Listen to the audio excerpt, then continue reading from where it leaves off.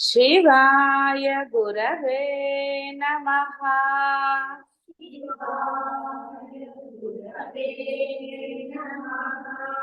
शिवाय गुरवे नमः।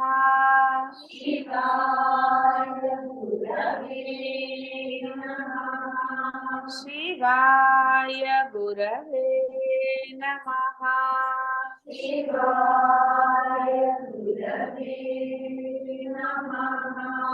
शिवाय गुरवे नमः।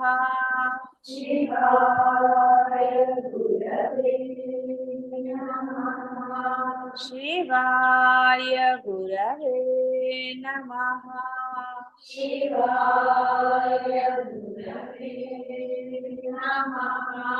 शिवाय गुरवे नमः।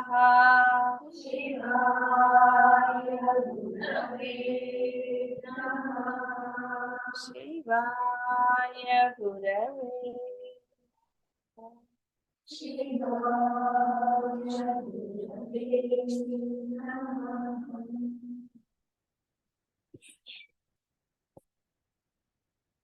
శ్రీరాముడు అంటున్నాడు, మహాత్మా తత్వదృష్టిచే ఆత్మయందు జగత్తు ఏర్పడడానికి కారణమే లేదు అనే సిద్ధాంతాన్ని అనుసరించి ద్వైత ఏకత్వములు రెండు అసంభవం కాబట్టి బోధింపబడునది, బోధింపబడువాడు, బోధించువాడు అనే మూడింటికి అభావమే.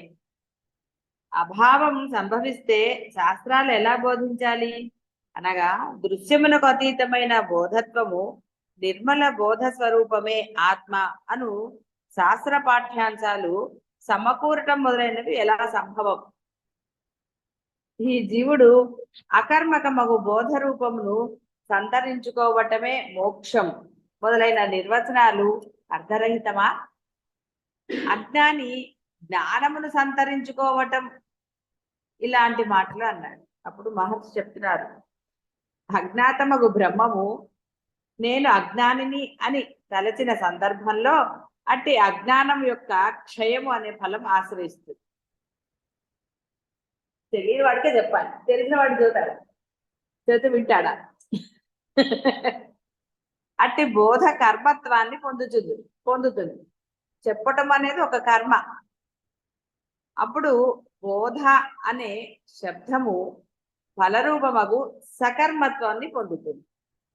అయినా కూడా జ్ఞాతము అజ్ఞాతము ఈ ఉభయములు బ్రహ్మమే కానీ మరి ఏది కాదు కదా. ఉన్నదే బ్రహ్మం కాబట్టి వాడు మూర్ఖుడైనా బుద్ధిహీనుడైనా వాడు బ్రహ్మమే, కాకపోతే వాడు బుద్ధి వక్రం, వాడు అలా లేడు అని అర్థం. కాబట్టి బోధ అవసరం. బోధ చేసినప్పుడు అది సకర్మ అవుతుంది కదా, సకర్మగా అయింది.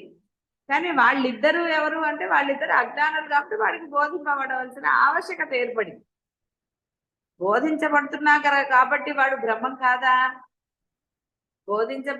బోధించబడేవాడు అందరూ ముగ్గురు కూడా అజ్ఞాత జ్ఞేయము అవన్నీ ఉన్నాయి కదా. ఏదైనా అసలు బ్రహ్మముకు అన్యంగా ఏది లేదంటుంటే ఇంకా మళ్ళీ మనము వేరేది ఉన్నది అని ఎలా భావిస్తాం? భావించడానికి లేదు. వాడు మూర్ఖుడైనా ఇంకోడైనా ఎవడైనా వాడు బ్రహ్మమే. వాడు బ్రహ్మంకి అన్యంగా లేనే లేడు. ఏదైనా అంతే, కదిలేది కదలని అనట్లేదు. కనపడేదే బ్రహ్మమా, కనపడనిది కూడా బ్రహ్మమే. అయితే బోధ సాధనలు, బోధత్వం సాధన అనంతరం పొందటం ఇవన్నీ కూడా అజ్ఞానయుక్తులకు వారి కోసమే కదా. అజ్ఞానం క్షయించినట్టి పావంటి వారి యందు బోధ సాధనములు, బోధ రూపం పొందటం ఇవన్నీ ఆత్మకు భిన్నమైనవిగా లేవు. తెలిసిన వాడికి అన్ని అదే. బోధ ఏమైనా ప్రత్యేకంగా ఉందా? ఏది చేస్తాడు, ఏది ఉన్నదో అదే చేస్తాడు. జ్ఞానులు చేసేది. ప్రాపంచిక గురువుల గురించి చెప్పట్లేదు. వాళ్ళు ప్రపంచం నిజమైందనే బోధిస్తారు కదా, సంపాదించండి అనే చెప్తారు. కానీ సద్గురువులు అలా చెప్పారా? సంపాదించుకోండి, ఎంత కావాలి అంత కావాలి, లోభత్వం పొందద్దు అని చెప్పారు.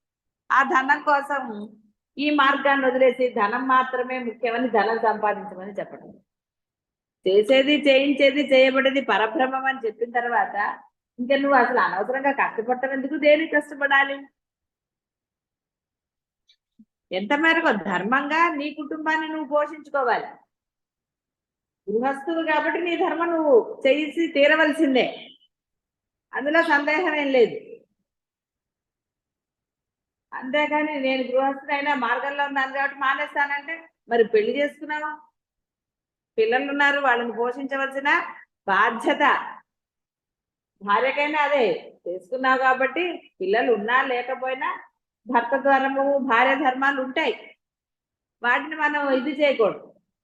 ఒక వయసు వచ్చిన తర్వాత ఒక మార్గంలో ప్రవేశించాక కొంత మనము అంటే వారిని వదిలి రావటం కానీ ఇలాంటివి అప్పుడప్పుడు చేసడంలో దోషమే లేదు, ఎందుకంటే ప్రాపంచిక విషయాల్లో చేయటం లేదు.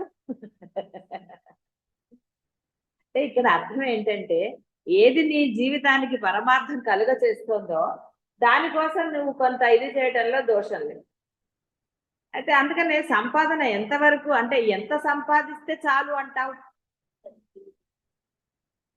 ఆ యొక్క అంటే క్లారిఫికేషన్ ఉండాలి సంపాదించే వాళ్ళందరిలో కూడా.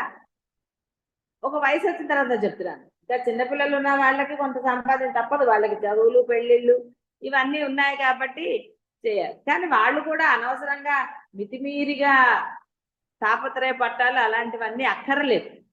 నీవు బ్రహ్మ మార్గంలో ఉన్నప్పుడు నీకు ఏది శ్రేయస్సును కలగజేస్తుందో ఆ బ్రహ్మ నిశ్చయిస్తుంది. వహామ్యహం అన్నాడు కదా.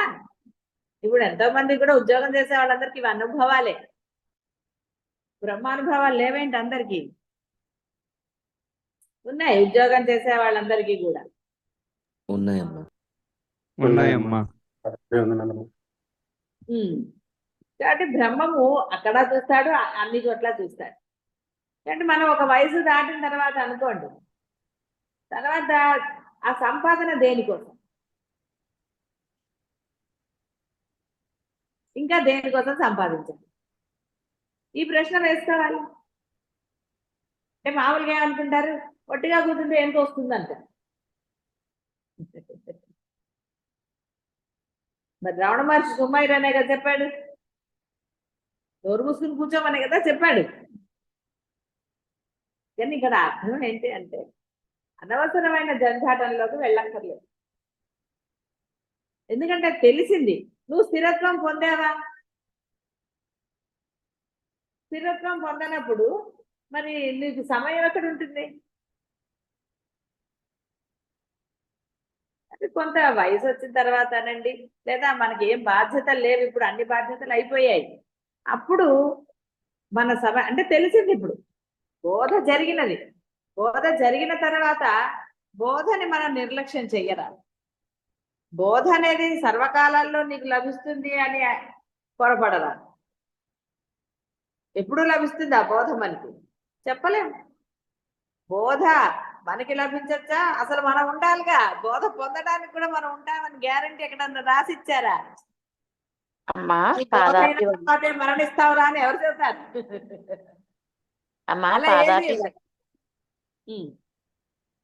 ఇప్పుడు మనిషి జీవితం సకాలం అయిపోయినప్పుడు తర్వాత కూడా జీవితం చెడిపోయే వరకు కూడా ఏదోటి అవసరం వస్తూనే ఉంటది కదమ్మా. మరి అందరూ ఉన్నా డబ్బున్న వాళ్ళు అన్నది ఉండదు కదమ్మా.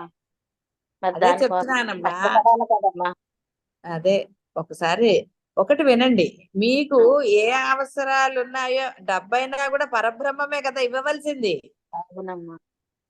రమణ మహర్షివి విన్నారా మీరు కథలవి? విన్నానమ్మా, చదువుతున్నా బుక్.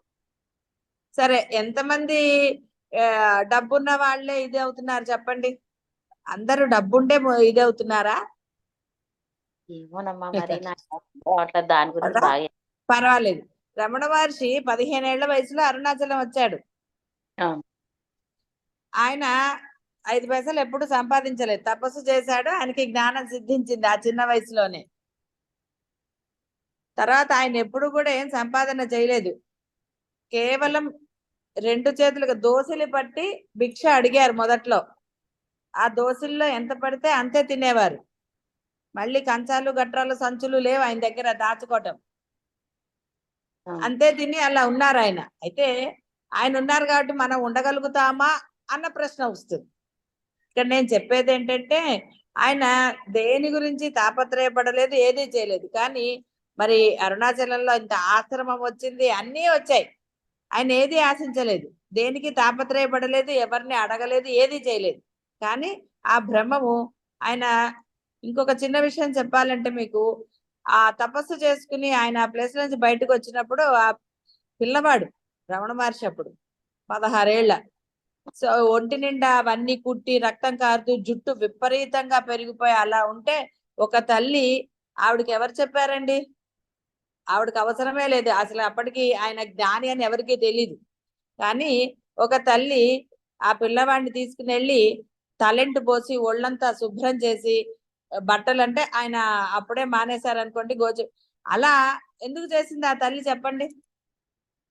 ఎవరో పిచ్చోళ్ళే అని వదిలేయలేదు కదా. అది ఎవరు, ఆవిడకి ప్రేరణ ఎవరిచ్చారు? భగవంతుడు ఇచ్చాడు అంటారు కదా. అలాగే మీరు ఎప్పుడైతే పూర్తి నిష్టగా అంటే ఆ బ్రహ్మానికి శరణాగతి మీరు పొందుతారో మీ అన్ని అవసరాలు ఆయన చూస్తారండి. ఏమీ డోకాలేదు. ఆ తర్వాత కొంతకాలం మళ్ళీ వాళ్లే వచ్చి భోజనం పెట్టటము. ఆయన కొండ మీద ఉంటే ఒక ముసలావిడ, ఆవిడ ఒక ఆవిడైతే కళ్ళు కూడా లేవుట. కానీ మరి ఎలాగా ఆయనకి ఏదో ఒకటి ఇవ్వాలని వాళ్ళు తాపత్రయపడ్డారు చెప్పండి. అలా ఆయనకి సర్వము సమకూర్చాడు ఆయన. ఈ ఆశ్రమం అనండి, ఇల్లు అంటారా ఆశ్రమం అంటారా, అట్లా ఆయనకి శిష్యులు వచ్చేసి వండి పెట్టటము, ఇలాంటివన్నీ సర్వము సమకూర్చారు. ఎలా జరిగింది? దేవుడు మెచ్చారు. బ్రహ్మను సమకూర్చాడు. ఇప్పుడు అరుణాచలంలో నాకు ఇల్లు ఎవరు సమకూర్చారు? మాది కాదండి ఇల్లు.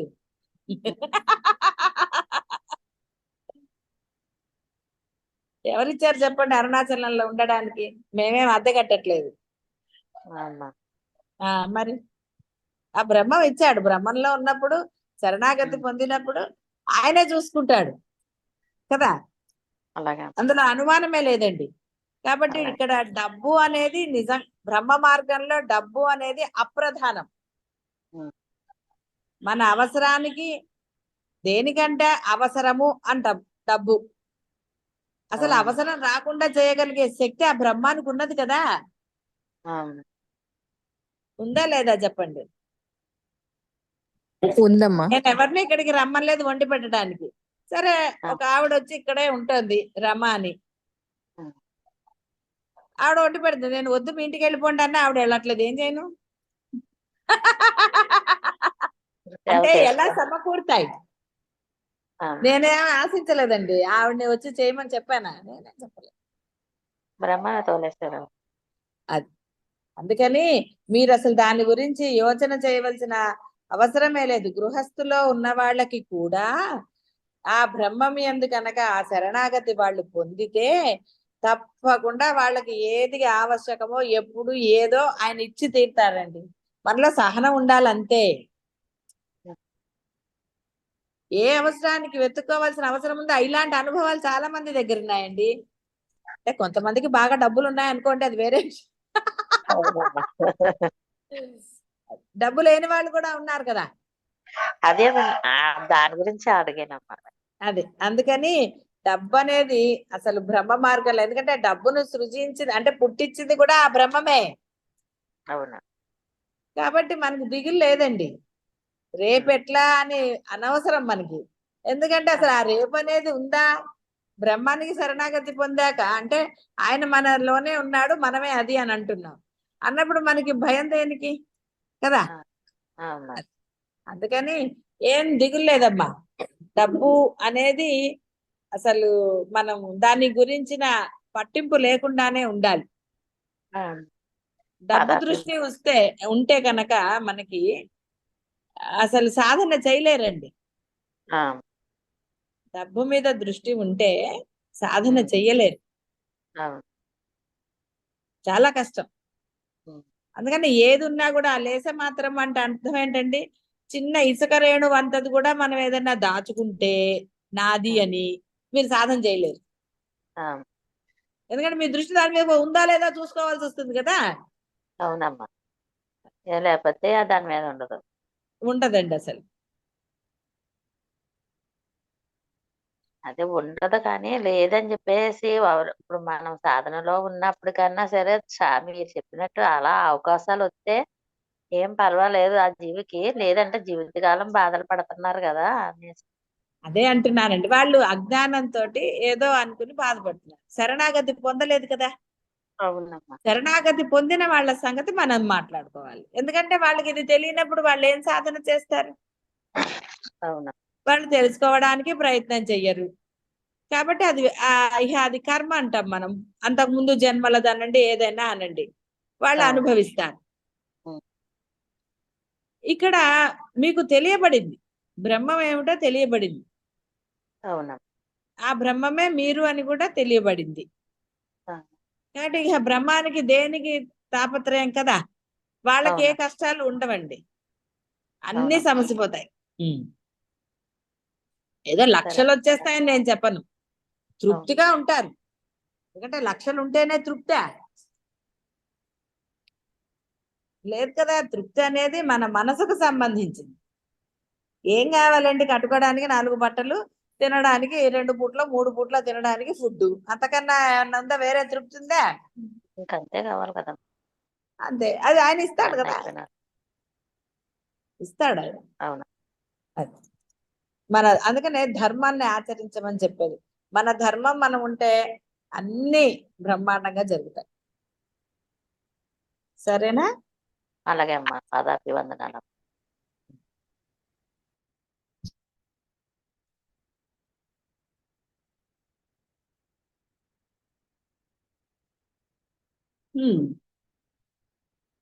బట్ అర్థమైంది కదా, దాని యందు ఎప్పుడైతే దృష్టి లేకుండా ఉంటారో ఆ యొక్క, అంటే ఆ బోధన ఫలము, కాబట్టి బోధ దేనికి జరుగుతోంది, ఏది అత్యున్నతమైనదో అది పొందడానికి జరుగుతుంది.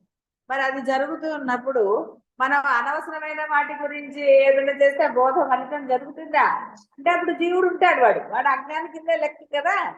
బోధ ఎప్పుడైతే నీకు అవగతం కాలేదో నీవు జీవుడువే. బోధ నీలో జీర్ణమైనప్పుడు అనండి, అర్థమైనప్పుడు, నువ్వు అది ఆచరణలో పెట్టినప్పుడు మాత్రమే. బోధ అంటే సాధకుడు ఏది ఆచరణలో పెట్టాలో అది పెట్టినప్పుడు వాడు దాని ఫలితం పొందుతాడు. ఫలితం లేకపోతే ఎలా పొందుతాడు? బోధ వేస్ట్ అయిపోలేదు. అందుకనే బాహ్యమైన వాటిల్లో కూడా ఏవో చెప్తూ ఉంటారు, ఎవరన్నా మారతారా ఒకనొకడు అన్నట్టు. పురాణాలు ఇన్ని ప్రవచనాలు అవి కూడదనట్లేదు, ఎందుకంటే వాడికి ఇది రాదు కాబట్టి కనీసం అదన్నా తెలిస్తే వాడు పాపం చేయకుండా ఉంటాడు. వాటిని నిరసించటం కాదు, అవి కూడా అవసరమే. ఈ మార్గం అసలు తెలియని వాడికి ఈ మార్గంలో ప్రవేశించడం అందరికి ఇష్టంగా ఉంటుందా? ఏముండదు, అందరూ ఏమి ఇందులోకి రారు, వచ్చినా కూడా వాళ్ళ వల్ల వాళ్ళు ఉంటారు కదా. కాబట్టి వాడికి మరి వాడి జీవలక్షణం, వాడి కర్మ వాడు అనుభవించవలసిందే. వాడికి బోధ జరుగుతోంది కానీ వాడు ఫలితం అనుభవించవలసి వస్తుంది కదా, ఉపయోగం లేదు, ఆచరణ లేదు కాబట్టి వాడి బోధ ఫలితం వాడికి ఎలా పొందుతాడు? వాడు పొందడు. ఫలితం అంటే ఏంటి అర్థం? వాడు బ్రహ్మం అవ్వడని. ఫలితం అంటే వేరే బాహ్యమైన ఫలితమా? వాడికి ఆనందం ఎక్కడ ఉంటుంది? కర్మలు అనుభవించే వాడికి ఎప్పుడు ఆనందం ఉండదు, కర్మ ఫలితం వాడు అనుభవిస్తాడు. సాధకుడికి కానివ్వండి లేదా జ్ఞానికి కర్మ లేదు కాబట్టి వాడు ఆనందంగా. ఏమైందబ్బా, ఏం గుర్తొచ్చింది?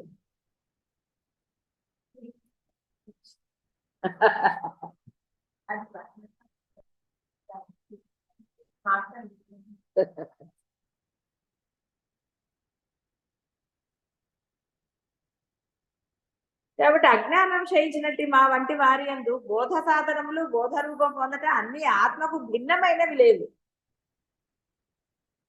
భిన్నమైనవి ఎలా ఉంటాయి? అందుకే మీరు ఎన్నిసార్లు క్షమించమన్నా కదా, ఎప్పుడు కఠినంగా ఉండాలో అప్పుడు కఠినంగా ఉంటారు.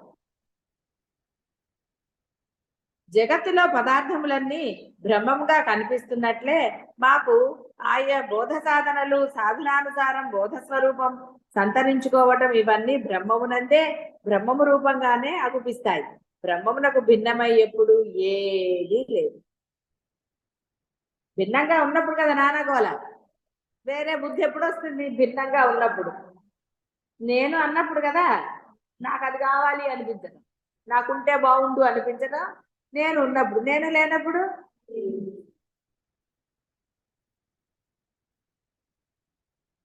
హే మహర్షి, ఇప్పుడు మీరు జీవన్ముక్తుల దృష్టిని ఉద్దేశించి మా వంటి వారి యందు ఆత్మకు భిన్నమై ఎక్కడ ఏది ఉండదు అని అంటున్నారు కదా. ఇట్టి మా వంటి వారి యందు అని పదప్రయోగం చేస్తున్నారు కనుక జీవన్ముక్తులలో కూడా అస్మత్ నాకు సంబంధించినది అనే ప్రవృత్తికి నిమిత్తభూతమగు అహంత్వము మీచే గమనించబడుచున్నది కదా.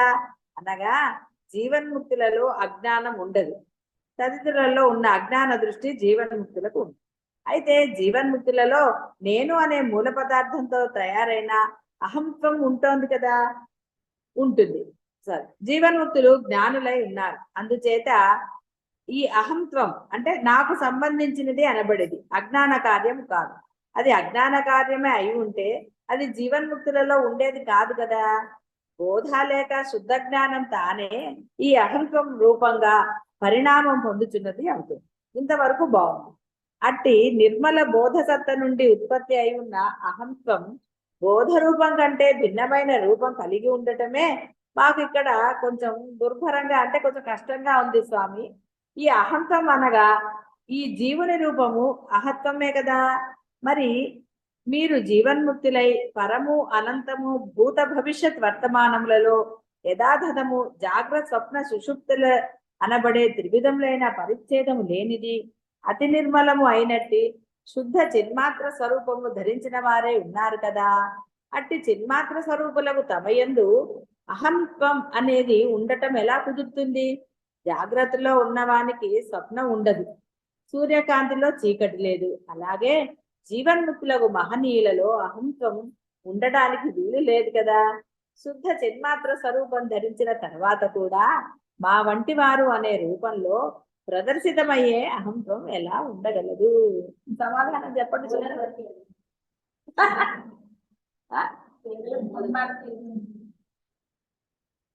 మమకారం అంటే మీరన్నది అదే, వారికి ఇది తమది అన్న మమకారం ఏమీ లేదు, ఇది గురువు వస్తువు అన్నారు. గురువుకి దాని మీద మమకారం ఉన్నదా? మీరు నా వస్తువు అన్నప్పుడు మీకు దాని మీద మోహం ఉంది కదా, కానీ గురువులకు అది ఉంటుందా? ఉండదు. గురువుల జీవన్ముక్తులు అంటే వారి వస్తువులు అతి పవిత్రమైనవి కాబట్టి మీరు కూడా వాటిని అంత పవిత్రంగా చూడాలి కాబట్టి గురువువి అంటున్నారు. గురువు కూడా నాదేలే అంటున్నారు, కానీ దాన్ని ఏమైనా దాచుకుంటున్నారా? దాచుకుంటే బిరువతాళాలు ఇస్తారేంటి? లేదమ్మా, దాచుకోమ్మా. బీరువాలో ఏమున్నాయో గురువు గారి కంటే వీళ్ళకే బాగా తెలుసు. అది ఇల్లు అయినా కూడా అంతే కదా. మా ఇంట్లో ఏమైనా నాకు తెలియదండి, వీళ్ళు మన ఇల్లు అనేసి అద్దేశారు అన్ని.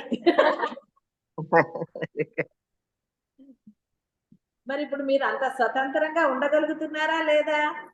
అదే గురువు నాది అంటే ఇప్పుడు మీ ఇంట్లో మీరు నాది అన్నప్పుడు వేరే వాళ్ళు వచ్చి స్వతంత్రంగా తిరుగుతారా? ఎవరైనా తిరగలుగుతారా? భేదం అర్థమైంది కదా.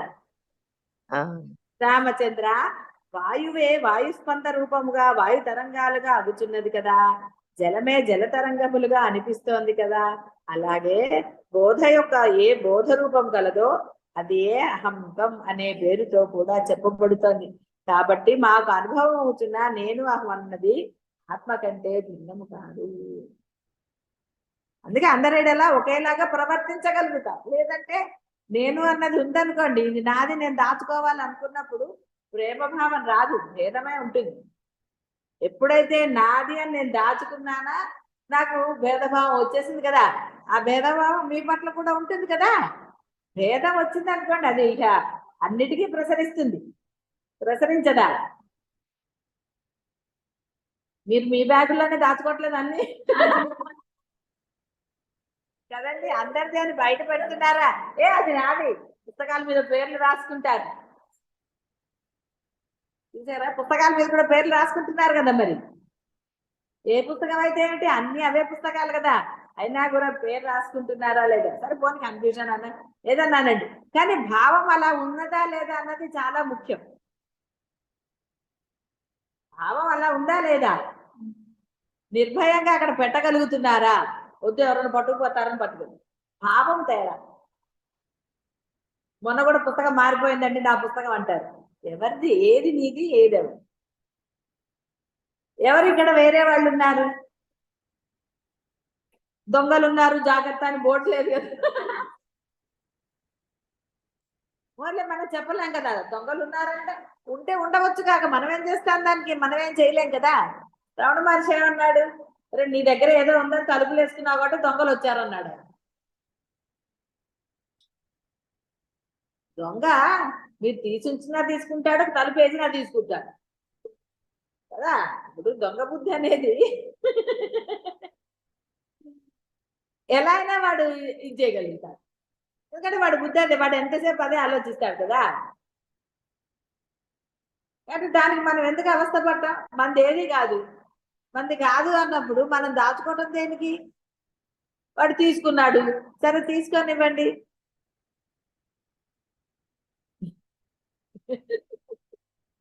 ఏం చేయగలుగుతారు. ధైర్యం ఉంటే సరే అంటే వాడిని జోపాలి, దొంగతనం పట్టుకోవాలి. ఒక్కోసారి మనకు తెలుస్తుంది వాడు దొంగతనం చేశారని, కానీ ఏమన్నా అనగలమా, అనలేము, వదిలేస్తాం అంతే. సరే కానీ మామూలు వాడితే వాడు పాపనం పాడైపోతాం. ఇలా రకరకాలు ఉంటాయి. అందుకని చోరం కూడా ఒక కళ అని చెప్పి చోరకళ ఉందండి వాళ్ళలో, మనలో లేదు కదా అని వాడిని సత్కరిస్తారా. నీలో భలే చోరకళ ఉంది రోయ్, మాకు లేదు అని సత్కరించారు కదా. ఏదో జాగ్రత్తలో ఉంటారు.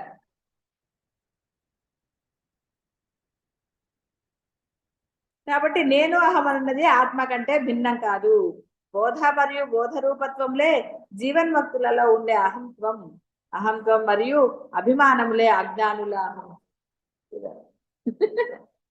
నాది అని దాచేసుకోరండి, అసలు ఎంత స్పీడ్ గా లోపల నుంచి వస్తుంది కదా.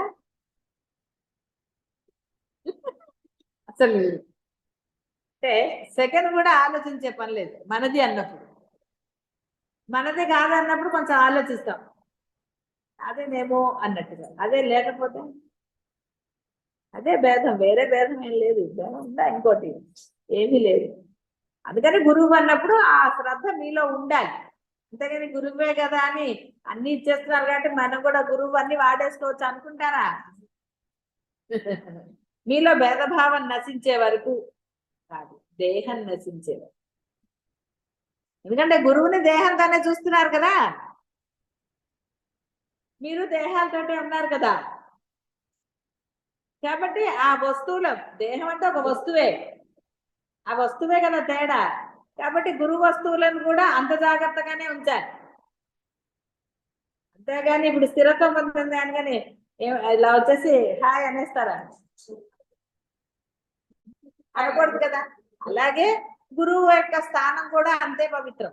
అంతేగాని గురువు గారు లేరు కదా అని గురువు గారి పీఠాల మీద అన్ని పెట్టేయకూడదు. ఇష్టం వచ్చింటే అంటే పెడుతున్నారు కదా, గురువు ఇక్కడ లేరు, కూర్చోవటం లేదు కదా, ఊరు వెళ్ళారు కాబట్టి తీసుకొచ్చి దీని మీద పెట్టేస్తారు. అంటే చెప్తున్నాను, ఆలోచన ఎలా ఉంటుందంటే జీవలక్షణం అది. గురువు పీఠము అంటే గురువు ఉన్నారని అర్థం అక్కడ. కాబట్టి గురువు పీఠం మీద గురువు లేరు కదా అని ఏమంటే ఆ వస్తువులు పెట్టచ్చా, పెట్టకూడదు. అంత పవిత్రంగానే ఉంచాలి. అది కదా గురుభావం అనండి, బోధ అనండి, ఇంకోటి అనండి. అంతే తప్ప గురువు లేరు కాబట్టి మన ఇష్టము ఆవిడ వస్తువులన్నీ వాడేసుకోవచ్చు అని కాదు.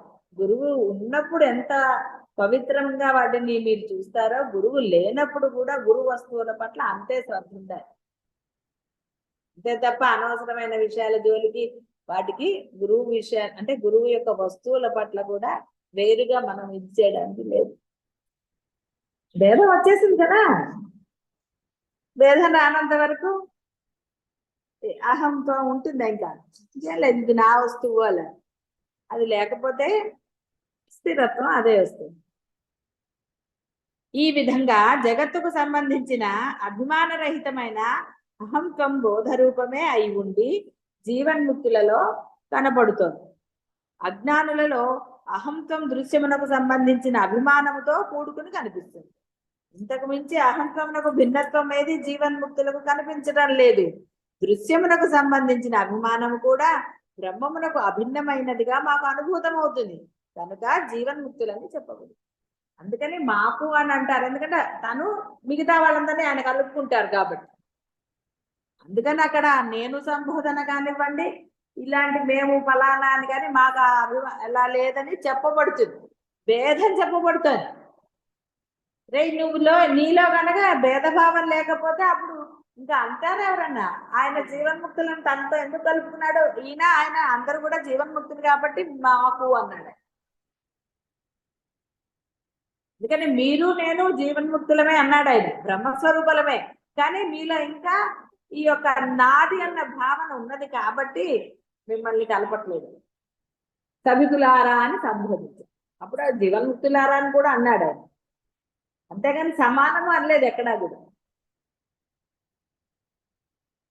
నా ఆత్మస్వరూపులారా అన్నాడా, విడిగా సంబోధించారు. జీవన్ముక్తులారా అన్నాడు, ఆత్మస్వరూపులారా అన్నాడు, సభికులారా ఇలాంటివన్నీ అన్నాడు, ఎక్కడా సమానం అనలేదు. ఎందుకంటే గురు రూపం గురు రూపమే, ఎప్పుడైనా ఆరాధించవలసింది గురు రూపమే కనబడుతోంది కాబట్టి. ఇప్పుడు ఆయన కనబడకపోయినా ఆయన రూపాన్నే కదా మనం పెట్టుకున్నాం, అంతేగా ఆయన లేడు కాబట్టి ఆయన తీసేసాము. అలా ఉండదు.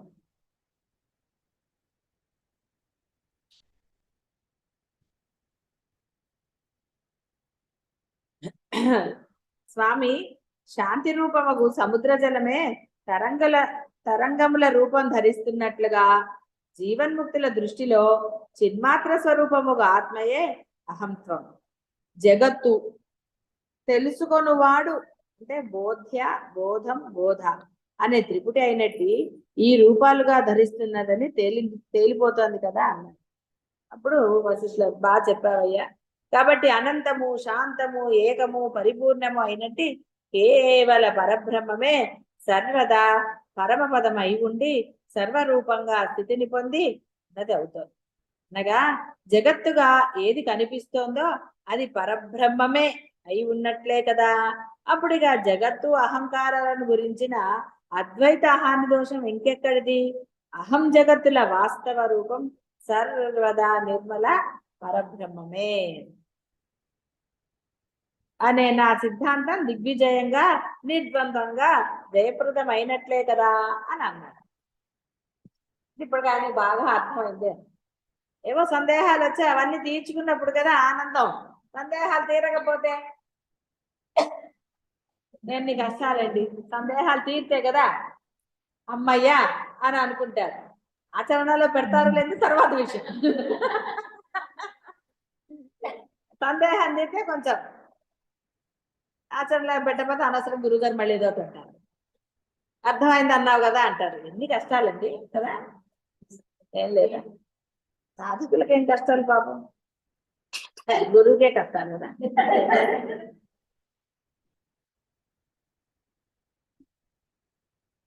మహాత్మా మీరు చెప్పుచున్నట్లుగా శుద్ధ అద్వైత పక్షమే సరి అయినప్పుడు మరి దేని మూలంగా ఈ అనంత సంసార భ్రమ విజృంభిస్తోందో అట్టి అహంత్వం అనే వికల్పములు కల్పిస్తున్నదెవరు? కల్పించిన వ్యవహారం అనుభవిస్తున్న అనుభవి అనబడే రెండవ వాడు ఎవరు? అంటే అజ్ఞాని. అంటే అంతకన్నా పెద్ద వేరే ఉంటుందా? ఇన్ని చెప్పినా దాచుకుంటామండి, ఇంకా ఒక్క విషయంలో అండి అంటే ఏం చెప్పాలి? ఆ ఒక్క విషయంలోనే బాధ వచ్చేస్తుందమ్మా అంటున్నాను. విషయం ఎప్పుడు కూడా విషమే అని తెలిసి, అసలు మనదేమీ లేదు, మనం ఏమీ చెయ్యలేము అని తెలిసి ఉన్నది పరబ్రహ్మమే. ఆయన ఏం చేస్తాడో మనకేం తెలుసు? పరబ్రహ్మం అయితే తెలుసు. మరి పరబ్రహ్మం కాకుండా బాధపడితే అర్థం ఉన్నదా? అనవసరంగా కన్నీళ్ళు వేస్ట్ అవుతాయి, తర్వాత కన్నీళ్లు రావు, కళ్ళు డ్రై అవుతాయి కదా. ఎన్ని బాధలు. అందుకని ఆనందం వచ్చేసింది అనుకోండి, బాధ లేదుగా, ఎంత హాయి, తత్వం తెలిసిపోతుంది కదా, ఎంత హాయిగా. అనవసరంగా ఏడవటం ఎందుకు చెప్పండి? ఏడవకూడదు. అంటే దానివల్ల పోనీ ప్రయోజనం ఏమన్నా ఉన్నదా? బాధకి ప్రయోజనం ఉంటే బాధపడచ్చండి కూర్చుని, అవునా కదా.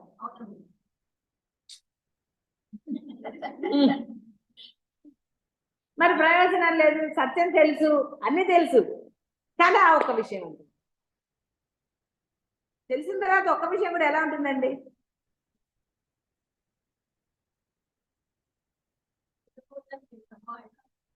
అయినా మరి ఇంకా ఉందమ్మా అని ఎందుకు అంటున్నారు? ఇప్పుడు ఉందా లేదా? ఇప్పుడు లేదు కదా, మరి ఇంకా ఉందమ్మా అన్న సమాధానం లేదు కదా. ఇప్పుడు లేదు, పోయింది కదా. పోయిన దాన్ని మనం తలుచుకోకండి ఉందని. మొన్నటి వరకు ఉంది, నిన్నటి వరకు ఉంది, ఎందుకు అసలు? ఇవాళ ఇప్పుడు లేదు కదా. ఇప్పుడు లేనప్పుడు హాయిగా ఉండాలి. నిన్న కడుపు నొప్పి వస్తే ఇవాళ ఎందుకు మనకి? తినలే కదా, నిన్న కడుపు నొప్పి వచ్చేదో తినలేదు, ఇవాళ కూడా వాళ్ళు పెట్టలేదు అనుకో, బాగున్నాను నిన్న కడుపు నొప్పి కాబట్టి తినలేదు, ఇవాళ శుభ్రంగా ఉన్నా పెట్టంటారు కదా. అంతేగాని నిన్న కడుపు నొప్పి వచ్చిందని ఇవాళ కూడా మాట కొడతారా? అందుకే నిన్నటి బాధ ఇప్పుడు ఎందుకు మనం తలుచుకోవటం? ఇప్పుడు బాధ ఉందా అంటే నిన్నటి బాధ మొన్నటి బాధ ఎందుకు అక్కర్లేదు కదా. కాబట్టి ఇప్పుడు స్టిల్ బాధ ఉందంటే దాన్ని విశ్లేషణ చేసుకుంటే అక్కడ సమాధానం ఏం దొరకట్లేదు. దొరికిందా? దొరకనప్పుడు ఎందుకు కళ్ళు టకటక కదా. అనవసరం కదా పాపం, వేస్ట్ చేయకూడదు కళ్ళని. అది వేరు.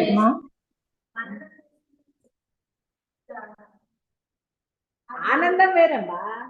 ఆనందం కళ్ళ నీళ్ళు, బాధ కళ్ళ నీళ్ళు ఒకటే అవుతాయా?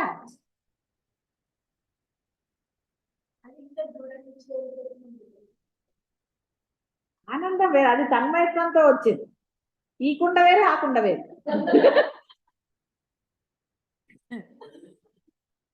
ఎప్పుడైనా అంతే కదా. బాధతో వచ్చే కన్నీళ్లు వేరు, ఆనందంతో వచ్చే కన్నీళ్లు వేరు. మనం మంచినీళ్ళకో ట్యాంకు, బోరింగ్ కో ట్యాంకు పెట్టుకుంటాం కదా, అంటే అలా ఉంది హైదరాబాద్.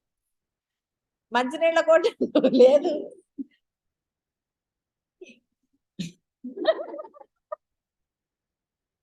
అట్లా ఆనందంతో వచ్చే కన్నీళ్ళ ట్యాంకు వేరు, బాధతో వచ్చే ట్యాంకు వేరు.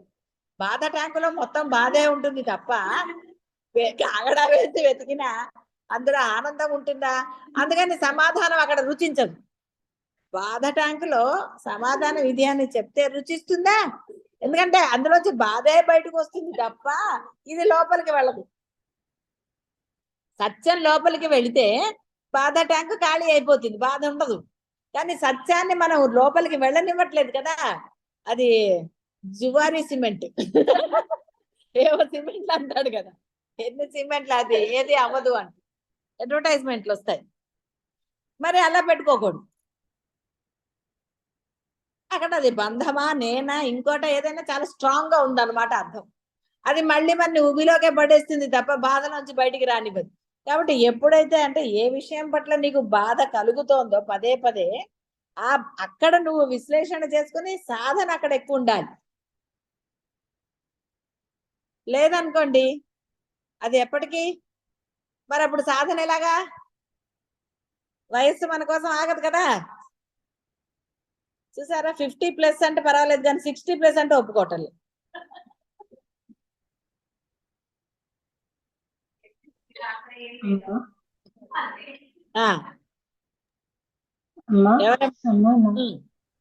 అమ్మా నమస్కారం అమ్మా, పాదాది వందనాలమ్మా. అమ్మా అంటే బాగా ఒకసారి అంటే క్షణికంగా ఉండొచ్చమ్మా, దాన్ని క్యారీ ఫార్వర్డ్ చేయకూడదు అంతేనమ్మా? అంటే అసలు మీకు ఆ బాధ ఎందుకు? దాన్ని తీసేయాలి. క్షణకాలం ఉంది, మళ్ళీ తర్వాత ఇంకో క్షణకాలము, మళ్ళీ గుర్తొచ్చినప్పుడు క్షణకాలం ఉండరాదు. అంటే మాకు ఒకసారి తెలియకుండా వస్తూ ఉంటుంది కదమ్మా, అది అప్పుడు నామం చెప్తూ నామం వెళ్తూ ఉంటుంది, బాధ అంటే వస్తూ ఉంటుంది కదమ్మా అలాంటప్పుడు. అవునమ్మా, దానికే నిన్న చెప్పినట్టుగా అభ్యాస లోపం. కాబట్టి ఇంకొంచెం సాధన చేయి. దేనికి బాధ ఒకసారి విశ్లేషణ చేసుకుంటాం అనుకో, రోజు చేయమాక, టైం అంతా అందులో పోతుంది. కాబట్టి దేనికి బాధ కలిగింది, నిజంగా ఈ బాధ నాకు అవసరమా అని అనుకున్నావు అనుకో,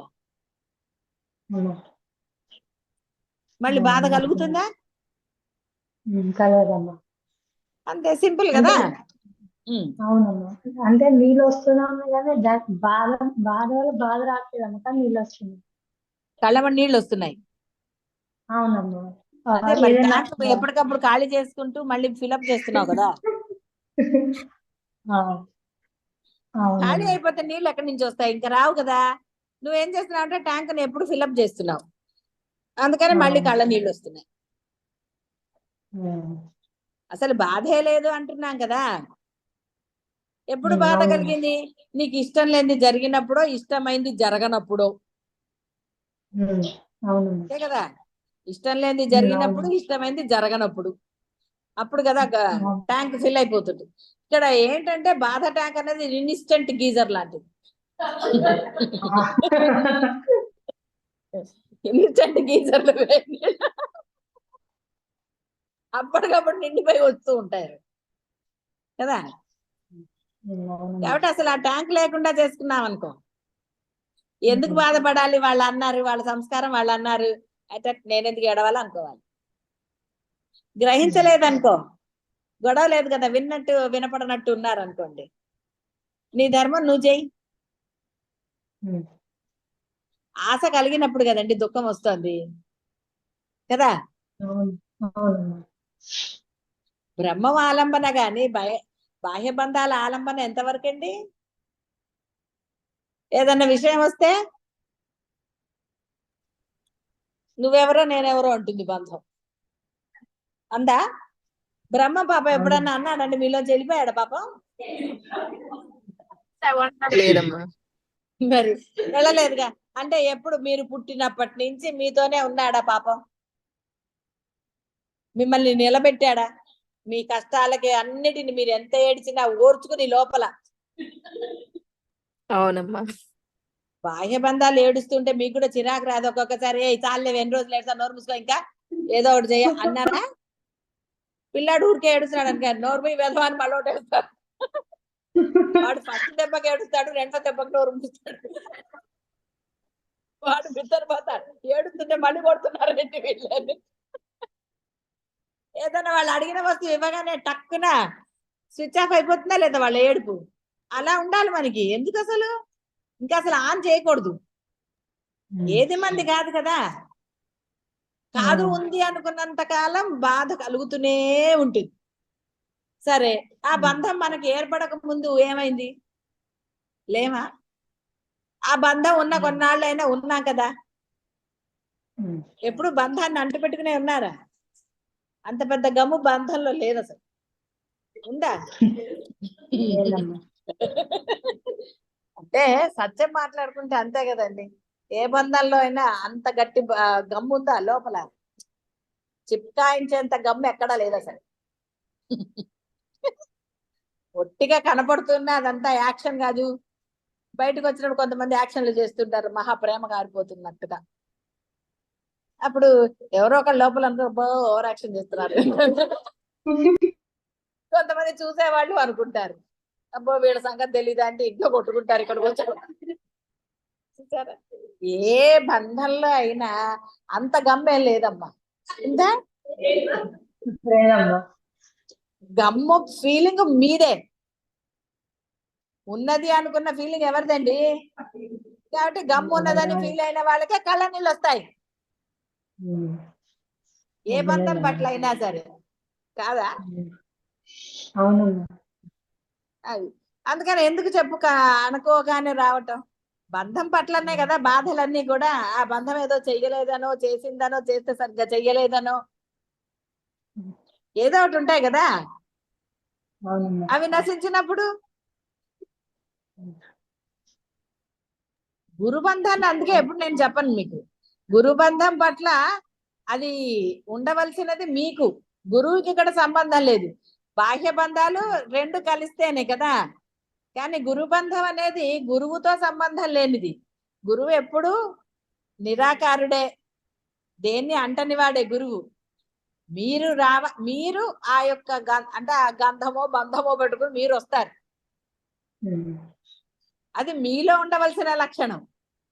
గురువుకు ఉండక్కర్లే. గురువుకి బంధం ఉన్నదా మీతోటి? బంధం ఏమీ లేదు, అందరూ సమానమే. కానీ గురువు పట్ల మీ బంధము అంటే ఆ యొక్క విశ్వాసం అనండి, శరణాగతి మీకుండాలి. శరణాగతి ఉంటే ఏం పొందుతారో తెలుసు కదా. కాబట్టి ఇక్కడ గురువు బంధం ఎప్పుడు నువ్వు చెప్పడానికి లేదు బాహ్య బంధాలతో కలిపి. అసలు అది అక్కడికి రానే రాదు. గురుబంధం ఎప్పుడూ కూడా అన్నిటికీ మించి అసలు బంధం అని అనడానికే లేదు అసలు గురువుతో నీకు. గురువుని బంధముగా భావించడానికి వీలు లేదు సద్గురువులని. నీకు అద్వైతం బోధించే గురువుని నువ్వు బంధము అనడానికి లేదు. ఆ బంధంతో కలపడానికే లేదు అసలు. ఆ బంధానికి అవన్నీ నశించే బంధాలు రూపంగానూ నశిస్తాయి. బంక పాపం కొన్నాళ్ళకి బంక జిగురు తగ్గిపోతూ ఉంటుంది, మధ్యలో పెరుగుతూ ఉంటుంది, మళ్ళీ తగ్గుతూ ఉంటుంది కదా. సందర్భానుసారం అనండి ఏదైనా సరే, అంతేనా కాదా? కోపం రాలా ఇంతకు ముందు? చాట్ ట్యూట్ అనుకోలే, చట్ నేను వెళ్ళిపోతాను అనలేదు. మీతో ఎవరుంటారన్నాను. ఇవాళ పొద్దున్నే ఒక జోక్ చదివా చెప్పనా. ఒక ఆవిడ ఏడుస్తాను. అయితే వాడు మొగుడు అంటున్నాడు, పక్కింటి ఆవిడ నగలు కొన్నప్పుడల్లా ఫలానా సంబంధం చేసుకుంటే బాగుండేదని ఆవిడ మాకింటే బాగాలేదు అది ఏడుస్తుంది. ఆ సంబంధం చేసుకున్నా బాగుండేది, గోల్డ్ నగలు మిమ్మల్ని చేసుకున్నా నాకు నగలు. పక్కింటి ఆవిడ నగ కొన్నప్పుడల్లా అట్లా ఏడవకని చెప్పాను. అంటే ఏడిస్తే ఏడుతావా అది అనకంటారు. ఆ సంబంధం చేసుకున్నా బాగుండేదని ఏడుస్తుంది.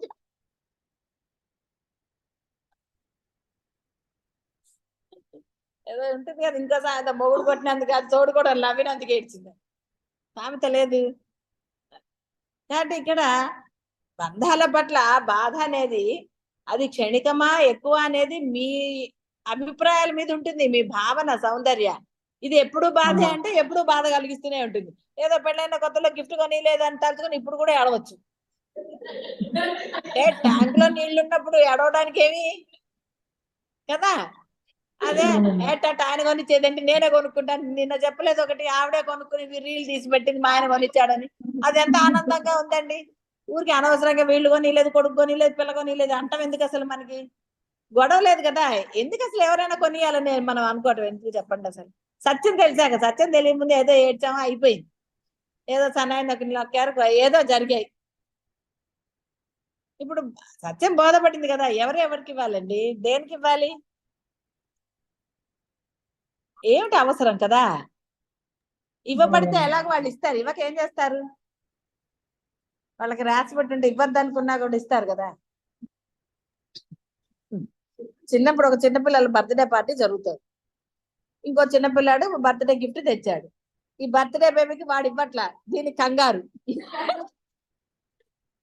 అయితే కేక్ కటింగ్ అయ్యా కదా ఇవ్వాలి అని వాడికి వాళ్ళ అమ్మ చెప్పి పంపించిందో ఏదో అయ్యి ఉంటుంది.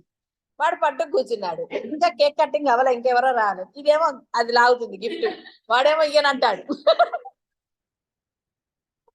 అసలు వదిలే తర్వాత కేక్ కటింగ్ అంటే నాకే కదా ఇచ్చేది.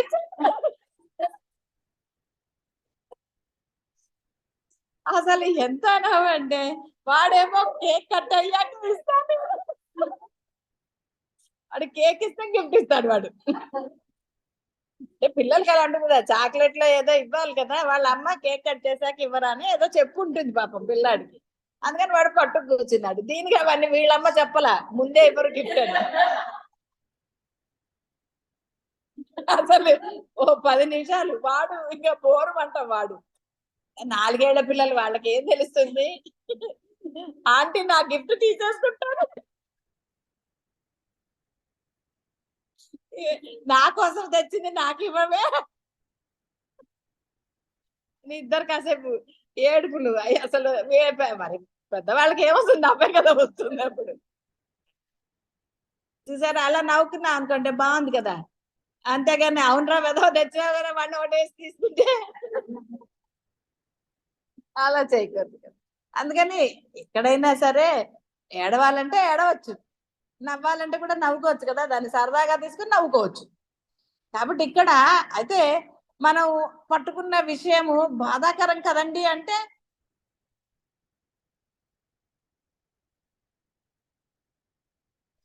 అందరికీ అది బాధాకరం కాకపోవచ్చు. ఎందుకంటే నువ్వు పట్టుకున్న విషయం నిన్ను బాధిస్తోందని నువ్వు అంటున్నావు, కానీ అందరికీ అది బాధగానే ఉండాలని రూల్ ఎక్కడుంది? ఒకటి, ఎప్పుడైతే మనము అసలు పరమ సత్యాన్ని మనం తెలుసుకున్నామో, తెలుసుకున్న తర్వాత కూడా ఏది అసత్యమో, ఏది ఎలా జరుగుతుందో, ఎప్పుడు జరుగుతుందో ఏదో మనకు అసలు దాని ఎందు ఎక్కడా లేదు అన్నది కూడా మనకి అంటే నిర్ద్వందంగా తెలుసు కదా. తెలిసిన తర్వాత మరి అదే విషయాన్ని తలుచుకొని బాధపడటంలో విఘ్నత ఉన్నదా? కాబట్టి ఏం చేయాలి అంటే సాధన ఇంకొంచెం చేసుకోండి. ఆ బాధ అంటే ఆ విషయం గుర్తొచ్చినప్పుడు ఇంకా సాధన చేయండి. ఎప్పటి వరకు? ట్యాంకు ఖాళీ అయ్యే వరకు.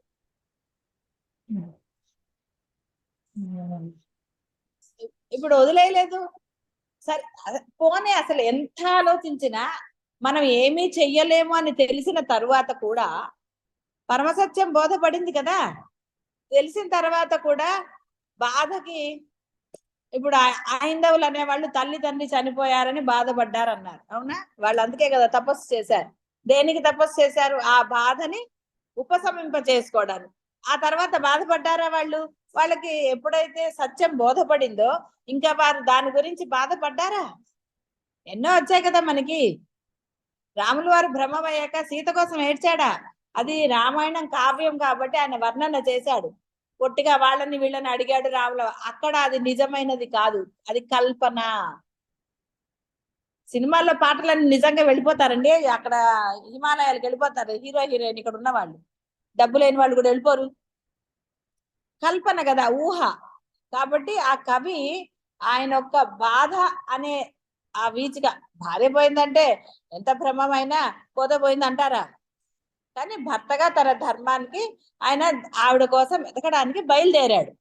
ఆ వెతకడానికి బయలుదేరిన దాన్ని ఒక బాధగా కవి వర్ణన చేశాడు. అంతే తప్ప అక్కడెక్కడ రాముల వారు విలపించాడు అనడానికి లేదు అసలు. తన ధర్మం, ఎందుకంటే తనకి తెలిసింది ఎవరో ఎత్తుకుపోయారు భార్యని అన్న విషయం తెలుసు తనకి. కాబట్టి ఎత్తుకుపోయాడు. కాబట్టి ఎవడు ఎత్తుకుపోయాడు వాటన్నిటికీ. అంతకుముందే మరి ఇంద్రుడు వచ్చినప్పుడు ఆ ఇంద్రుడిని మళ్ళీ పిలిచి అడగచ్చు కదా, అడిగాడా? అది కాదు. ఏ విధంగా ఉన్నదో బ్రహ్మనిది ఆ విధంగా చేశాడు ఆయన. కాబట్టి ఆ వెతుకు వాళ్ళ ఆటల్ని వీళ్ళు కవి కాబట్టి ఒక వర్ణన చేశారు. అది బాధాకరంగా ఉండేదని. అందుకని రాముల వాడు విలపించాడు అనేది ఉండనే ఉండదు. అంతటి ధీరుడు ఎందుకు విలపిస్తాడు? అందులో బ్రహ్మోపదేశం జరిగి ఆయన బ్రహ్మమైన వాడు ఏడుస్తాడా? ఆయనకి ఇంకా బాగా తెలుసు తన ధర్మం ఏమిటో. అందుకని ధర్మానికి బియాండ్గా ఇంద్రుడిని పిలవలేదు. ఇంద్రుడు వచ్చి ఇస్తే మటుకు భోజనం చేశాడా? నేను వనవాసిని, ఇప్పుడు అంటే సన్యాసిని, కాబట్టి నేను ఆ భోజనం చెయ్యరాదు, అది ధర్మ విరుద్ధం అన్నాడు. ఒకరోజే కదా అని తినేశాడా? ధర్మంగా ఉన్నాడు. కాబట్టి మీ ధర్మం ఏమిటి? మీరు బ్రహ్మంగా అవటం మీ ధర్మం. వేరే ధర్మాల పట్ల బాధ కలుగుతోంది అంటే అది ధర్మం అవుతుందా? ధర్మం ఎప్పుడైనా మిమ్మల్ని బాధిస్తుందా? ఒకసారి ఆలోచించు. ఎప్పుడూ ధర్మం మిమ్మల్ని బాధించదు, ధైర్యంగా నిలబడేటట్టు చేస్తుంది. మీకు బాధ కలిగింది ఒక విషయంలో అంటే అది అధర్మమే. బాధకి ఆవశ్యకత లేదు అక్కడ. ఎన్నో జరుగుతున్నాయి, జరగట్లేదా? ఏదన్నా దేనికోసం అన్న ఆగిపోయిందా? అసలు జరగని దాన్ని జరుగుతుందేమో అని భావించటమే అధర్మం కదా. ఎందుకంటే ఇప్పుడు ఆ విషయం అధర్మం ఎలా అని ఆలోచిస్తారు. అసలు ఏం జరుగుతుందో తెలీదు, అసలు అది జరగలేదు. ఏం జరుగుతుందో తెలీదు, జరగలేదు. జరగని విషయాన్ని జరుగుతుంది అని మనం భావన చేసి బాధపడటం అనేది అధర్మమా కాదా? మరి అధర్మం మరి బాధ కలిగిస్తుంది, మరి అధర్మం ఎందుకు చేయటం? యద్భావం తద్భవతి. ఎందుకు నెగటివ్ భావనలు ఎందుకు పెట్టుకోవాలి? అసలు అవసరమా? ఆలోచించండి. దేనికి నెగటివ్ భావన? లేదా పాజిటివ్ అయితే ఏమీ ఇదవ్వదు కదా. పాజిటివ్ దానికి బాధ కలుగుతుందా? నేను ఎప్పుడు ఉంటాను అనుకున్నా కదా, ఇంత సంతోషంగా ఉన్నారు. పోతారు అంటే సంతోషంగా ఉంటారండి? అసలు ఎప్పుడు పోతామో తెలియదు. దాని గురించి ఇప్పటి నుంచి ఏడవటం ఎందుకు మనం? అసలు నేను పోతానేమో అంటే వినేవాళ్ళు ఏమంటారు? పోతావు లేరా ఎప్పుడు, ఇప్పటి నుంచి ఏడవటం నోరు మూసి కూర్చో అంటారు. ఎందుకు అసలు దేని గురించి అయినా అంటే జరగని దాని గురించి, ఏది జరుగుతుందో తెలియని దాని గురించి జరుగుతుందేమో అని బాధపడటం విఘ్నుల లక్షణమా? అసలు ఎందుకు అది మళ్ళీ యద్భావం తద్భావతి అని జీవుడికి చెప్పబడింది. ఎందుకు అసలు అది అనుకోవటం ఎందుకు? అది జరిగిన తర్వాత నేను అనుకుంటూనే ఉన్నానంటారు, అదేదో వాళ్ళు అనుకున్నది జరిగినట్టుగా. పడతానేమో అనుకుంటే పడతారు, పడను అనుకున్న వాళ్ళు పడలేదు. పడరా? నేను జాగ్రత్తగా నడుస్తా, నేను పడినా అన్న వాళ్ళు డుర్రుకుని జారేంటి?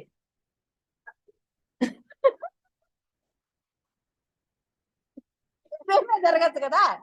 పడను అన్నవాళ్ళు పడచ్చు, పడతానేమో అన్నవాళ్ళు పడచ్చు, ఏదైనా జరగచ్చు. చేత్తో పడుకున్న వాళ్ళు జారచ్చు. ధైర్యంగా పడుకున్నారు అనుకోండి, అప్పుడు వాళ్ళు కింద పడతారు. పడరని అంటే ఏదో మనకి ఏది తెలియదు కదా, ఏం జరుగుతుందో అది జరుగుతుంది. అసలు ఏమిటో తెలియదు దాని గురించి ఎవరైనా ఏడుస్తారా? పిల్లవాడు ఏడుస్తున్నట్టు, ఎందుకురా ఏడుస్తున్నావంటే ఏమో నాకు తెలియదు అంటట్టు వాడు. ఎందుకు ఏడుస్తున్నావురా అంటే తెలీదు, నాకు ఏడుపు వస్తుంది అన్నట్టు. కాసేపు ఏడుస్తానంటే తల్లి ఏమంది, ఏడవరా కాసేపు అయితే కూర్చున్నాను.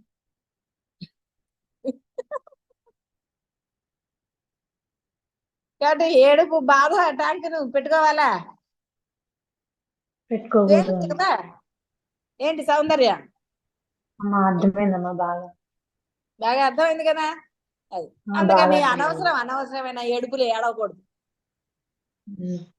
ఎందుకు ఏడవాలంటే బోల్డ్ ఉన్నాయి మనకి, లేవా? మీ అందరికి చాలా ఉన్నాయి ఏడవాలంటే. ఏడుద్దాం అనుకుంటే ప్రేమ ఏం లేవంటారు. ఏడవాలనుకుంటే ఎన్ని విషయాల్లో ఉంటాయి. కొంతమంది పిల్లడు పక్క వాడికి ఇచ్చి వీడియో ఏడుస్తాడు, అంతే కదా. పక్క వాడికి ఇల్లు వీడు ఏడవడు, ఎక్కడ వాళ్ళు కొడతారని ముందే ఏడుస్తారు. అలా ఏడవాలనుకుంటే ఎన్ని విషయాల్లో ఉంటాయి. తలుచుకునే అయినా అసలు జరిగిపోయినవో జరగబోయేదో, ఆ జరగబోయేది కూడా తలుచుకుని ఏడవటం ఎందుకు? ఎప్పుడు అది జరుగుతుందో లేదో కూడా మనకి తెలియదు. అలా ఏడవాలనుకుంటే 1,00,000 ఉంటాయి, ఉండవా? ఏడ ఉన్నాయి కదా అని ఏడుస్తూ కూర్చుంటే ఇంకా ఆనందంగా ఎక్కడ ఉంటుందండి? ఇప్పుడు మీకు నచ్చింది కొనుక్కొచ్చుకున్నాక ఆనందంగా, అంతేగాని ఇంకా అక్కడ ఎన్నో బాగున్నాయి నేను కొనుక్కోలేదని ఏడుస్తాను. అలా ఏడవకూడదు కదా. మీకు నచ్చింది కొనుక్కొచ్చుకున్నారు, పని అయిపోయింది, సంతోషంగా అది ధరించి హాయిగా ఉండాలి. ఇది ఇంకా ఎన్నో ఉన్నాయి కానీ అది కొనుక్కోలేకపోయాను. ఉన్నదాంతో సంతోషం లేదు నీకు, రాని దాంతో ఇది లేదు, ఎప్పుడు ఏడిపే. కాబట్టి ఏడుపు అనేది ఎప్పుడూ మంచిది కాదు. అది ఎప్పుడు మిమ్మల్ని ముందుకు వెళ్ళనివ్వదు. సాధనలో అడ్డంకి అంటే మీ బాధే, అది కూడా అనవసరమైన బాధ. ఏమైనా పనికొచ్చే బాధ చెప్పండి? బాధపడితే ఏదన్నా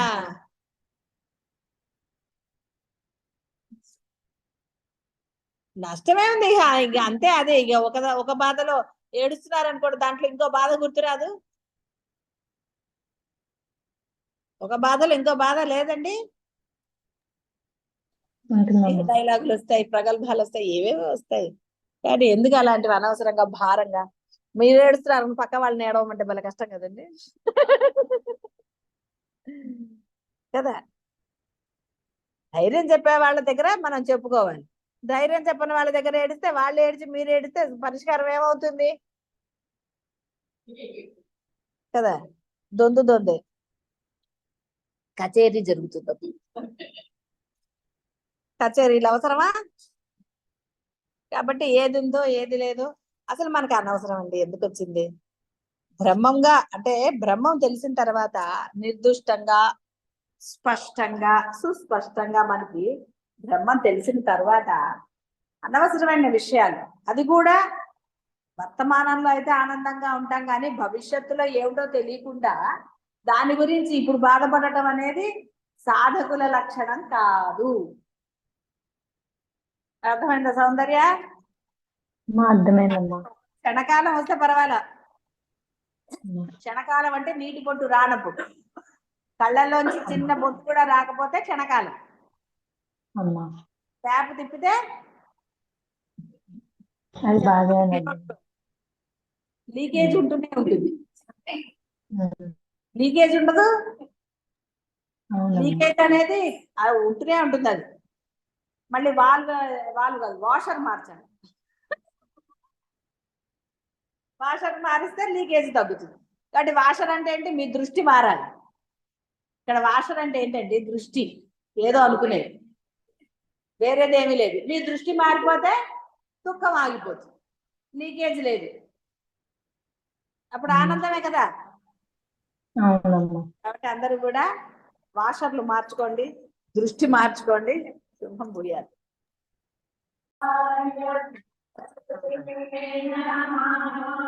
శివాయ గురవే నమః. శివాయ గురవే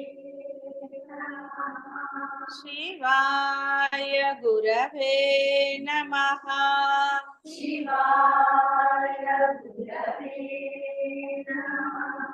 శివాయ గురవే నమః. శివాయ గురవే నమః.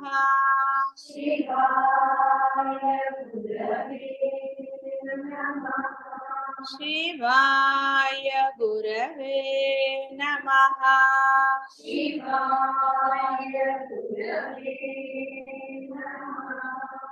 శివాయ గురవే నమః.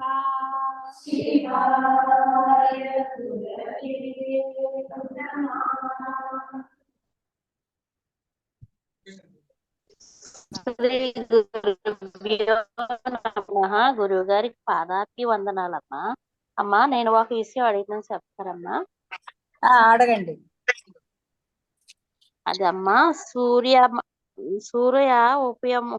ఉపమానంతో చక్కగా వివరించవచ్చుననే సూర్యుడు సైతం సూర్యకాంతి, సూర్యబింబం, సూర్యమండలం అనే 3 ఆశయములు కలిగి ఉన్నాడమ్మా. అది ఏంటమ్మా, వివరించి చెప్పారమ్మా? సూర్యుడి గురించి. అవునమ్మా. అయితే ఇది కూడా ఆ బ్రహ్మం యొక్క సృష్టి మాత్రమే. ఈ జీవుడు అనే వాడి యొక్క కార్యక్రమాలు జరగాలంటే వాడికి వెలుతురు కావాలి. అందుకని ఆ వెలుతురు, ఇప్పుడు చూడండి ఇంట్లో కూడా మన లైట్ పైకి పెట్టుకుంటే గదంతా వస్తుంది కదా. ఇంతకు ముందు ఉన్న ఇళ్లలో అయితే దూలానికి వేలాడేసేవారు, అప్పుడు ఇల్లంతా వస్తుంది. అలాగే సూర్యుడు అనే ఒక బల్బుని, పెద్ద బల్బు అన్నమాట అది ఆయన ఆకాశంలో పెట్టాడు అందరికి రావడానికి.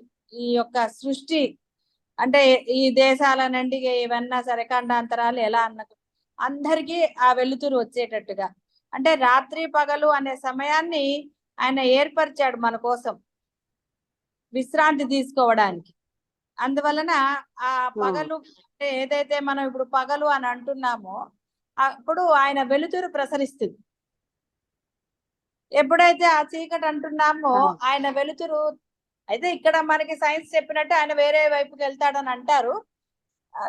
అది బ్రహ్మము ఆ వెలుతురిని అప్పుడు తగ్గించేస్తాడు అనమాట. అంటే మనం స్విచ్ ఆఫ్ చేస్తాం కదా, వెలుతురు రాగానే లైట్ ఆపేస్తాం కదా, ఆ విధంగా ఆయన తన యొక్క వెలుతురిని తగ్గించేసుకుంటాడు. అప్పుడు ఆ చీకటిలో కూడా కొంత మనకి ఆవశ్యకత, అంటే చంద్రుడు వెలుతురుతోటి మనకి ఔషధాలు తయారవుతాయని చెప్పి సాయంత్రం పూట ఆ కాస్త వెలుగుని చంద్రుడు అన్నాడు ఆయన ఇంకో దాన్ని పెట్టాడు అనమాట. మనము చిన్న బల్బులు పెట్టుకుంటాం కదా, నైట్ బల్బ్స్ అని పెట్టుకోము రాత్రి పూట, అది చంద్రుడు నైట్ బల్బు. అందుకని మళ్ళీ ఏం చేశాడంటే దానికి ఇది చేస్తారు, అది ఇది జనాలు అంటే జీవుడి యొక్క లక్షణము రకరకాలుగా ఉంటుంది. అందుకని నీకు కనిపించే దైవం సూర్యుడేరా, ఎందుకంటే ఆ సూర్యుడి వల్లే నువ్వు అన్ని పనులు చేసుకుంటున్నావు, నిన్ను పోషించుకుంటున్నావు, నీ కుటుంబాన్ని పోషిస్తున్నావు, కాబట్టి సూర్యునికి నమస్కారం చెయ్యాలన్నారు. అలాగే చంద్రుడి వల్ల ఔషధులు కనపడతాయి, ఆ అంటే ఆ చంద్రకిరణాల వల్ల కూడా నీకు మనస్సుకు శాంతి లభిస్తుంది, మనస్సుకి రూపం అంటారు చంద్రుడిని, కాబట్టి చంద్రుడికి కూడా నువ్వు నమస్కరించాలి అన్నారు. దానికి మళ్ళీ మనకి ఎలా చెప్పారు అంటే అవి రెండు కూడా ఆ యొక్క దైవానికి రెండు కళ్ళు లాగా చెప్పారు మనకి. అంటే 3 లోకములు కూడా అయ్యేనమ్మా, బ్రహ్మలోకం, ఇక్కడ చంద్రలోకం. అసలు వేరే లోకాలు లేవండి. ఆ లోకాలకి కాంతితో పని లేదు అసలు. వాళ్ళకి రాత్రి పగళ్ళు అనేది ఉండదు, కేవలం ఒక కాంతి మాత్రమే ఉంటుంది. ఆ కాంతి ఈ సూర్యుడి నుంచి రాదు. ఈ సూర్యుడు కేవలము మన భూమికి మాత్రమే పరిమితమైన వాడు. లోకాలన్నీ కూడా ఆకాశానికి ఆవలు ఉంటాయి. అంటే అది జీవుడికి తెలిసింది. అద్వైతంలో 3 లోకాలు లేవు. సరే, మామూలుగా 3 లోకాలు ఉన్నా కూడా అవి ఈ మన ఆకాశ పరిధిని అనంతరం ఉంటాయి. అక్కడ స్వయం ప్రకాశమే ఉంటుంది. అక్కడ చీకటి అవ్వటము, రాత్రి అంటే వేరేగా లేవు కాలాలు. వాళ్ళకి ఎప్పుడూ పగలే. ఇంకొకటి, దేవతలకి కనురెప్పలు లేవు, వాళ్ళకి నిద్ర అనేది లేదు. అందువల్ల అక్కడ ఎప్పుడూ ప్రకాశమే ఉంటుంది. అది స్వయంగా ప్రకాశిస్తూనే ఉంటాయి.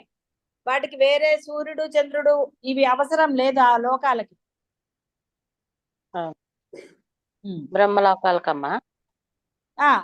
మీరు ఏ 3 లోకాలు అంటున్నారో, ఏ ఒక భూమికి తప్ప మిగతా లోకాలకి సూర్యుడితో పని లేదు. వెలుతురే అంటారు. వెలుతురే ఉంటుంది, అదే స్వయంగా ప్రకాశిస్తూనే ఉంటుంది అంతే. వాళ్ళకి ఇలా లేవు, రాత్రి పగలు అన్నవి లేవు. వాళ్ళకి నిద్ర అంటూ ఉండదు. కళ్ళే అంటే కనురెప్పలు లేవు. వాళ్ళు నిద్రపోదామన్న కను మూసుకోవడానికి లేదు వాళ్ళకి. వాళ్ళు జ్యోతి స్వరూపాలండి. మామూలుగా వాళ్ళకి మన దేహం ఉండదు. మనం ఏంటంటే ఆరాధించడానికి మన రూపాన్ని వాళ్ళకి కల్పించాం అంతే తప్ప వాళ్ళకి మనలాంటి రూపాలు ఉన్నాయని భావించటం కూడా ఉచితం కాదు. వాళ్ళంతా కూడా జ్యోతి స్వరూపాలు అంటారు అంతే. రూపం లేని వాళ్ళు, కేవలం కాంతి మయులు. వాళ్ళకి మళ్ళాగా 2 చేతులు 2 కాళ్ళు అలా లేదు. ఎందుకంటే వాళ్ళు సర్వశక్తిమంతులు. ఎలా అయినా నిమిషంలో ఎక్కడికైనా వెళ్ళగలుగుతారు, ఏదైనా సరే. కాబట్టి జ్యోతి స్వరూపులు కాబట్టి. అంటే ఇప్పుడు మన లైట్ కి పగలు రాత్రి ఉంటుందా? ఉండదు కదా. అది లైట్ కి ఎలా అయితే లేవో అదే విధంగా ఆ లోకాల్లో అలాంటివి లేవు. వాళ్ళు జ్యోతి స్వరూపులు. మనలాగా సినిమాల్లో తీసినప్పుడు మరి మనుషులు యాక్ట్ చేయాలి కాబట్టి వీళ్ళనే చూపిస్తారు. పాపం రెప్పలు లేకుండా ఎవరిని చూపించగలుగుతారు? అందుకని చెప్పేసి మనకి ఎలాగంటే వాళ్ళు జ్యోతి స్వరూపులు, వాళ్ళు కాంతి స్వరూపమే. వాళ్ళకి రూపం ప్రత్యేకంగా లేదు. మనం ఆరాధించడానికి ఆ దైవానికి మనం మనలాంటి రూపం కల్పించాం. కాకపోతే కొంతమందికి 2 చేతులు 4 చేతులు ఎక్కువ పెట్టాం.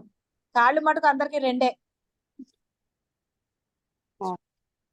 ఎందుకంటే మనకి అభయం ఇవ్వాలి కాబట్టి కాస్త 5-6 చేతులు పెట్టుకున్నారు వాళ్ళు కదా. అంతే తప్ప వాళ్ళు అసలు వాళ్ళ స్వరూపం ఇది అని చెప్పడానికి లేదు. మీకు ధైర్యానికి మీ కోరికలు తీరుతాయి, మీరు భయపడకుండా ఉండటానికి కోసం ఆయన మన లాంటి రూపం ధరించి వచ్చాడు అంతే. కానీ నిజం పడితే వాళ్ళు బ్రహ్మము వాళ్ళు ఒకటే. అందుకనే వేదంలో విష్ణువు అంటే ఎలా ఉంటాడో వర్ణన చేశారు, శివుడు అంటే అలా వర్ణనలు చేశారు. కాబట్టి ఆ రూపాలు మనం కల్పించుకున్నాం మన ఊహతో, భావనతో. ఆ వర్ణనకి అనుసారంగా ఆ దైవ రూపాలను చెక్కారు రాళ్ళకి. అవి మనం ప్రతిష్ఠ చేసుకుని వాళ్ళే దైవాలు అంటున్నాం. కొన్ని స్వయంభువులు అవన్నీ అన్నాం. స్వయంభువులు అంటే మరి ఆయనకు తెలుసు కదా కలికాలంలో మనకి 2 కాళ్ళే ఉంటాయని. కాబట్టి ఆయన 2 కాళ్ళతోటే వచ్చాడు. అందుకని స్వయంభూ అన్నా కూడా అర్థం మనం ఏదో వేరేగా భావించవలసిన అవసరం ఏమి లేదు. అలాగే. పాదాపి వందనాలమ్మా. అమ్మ నమస్కారం అమ్మ. పాదాపి వందనాలమ్మ.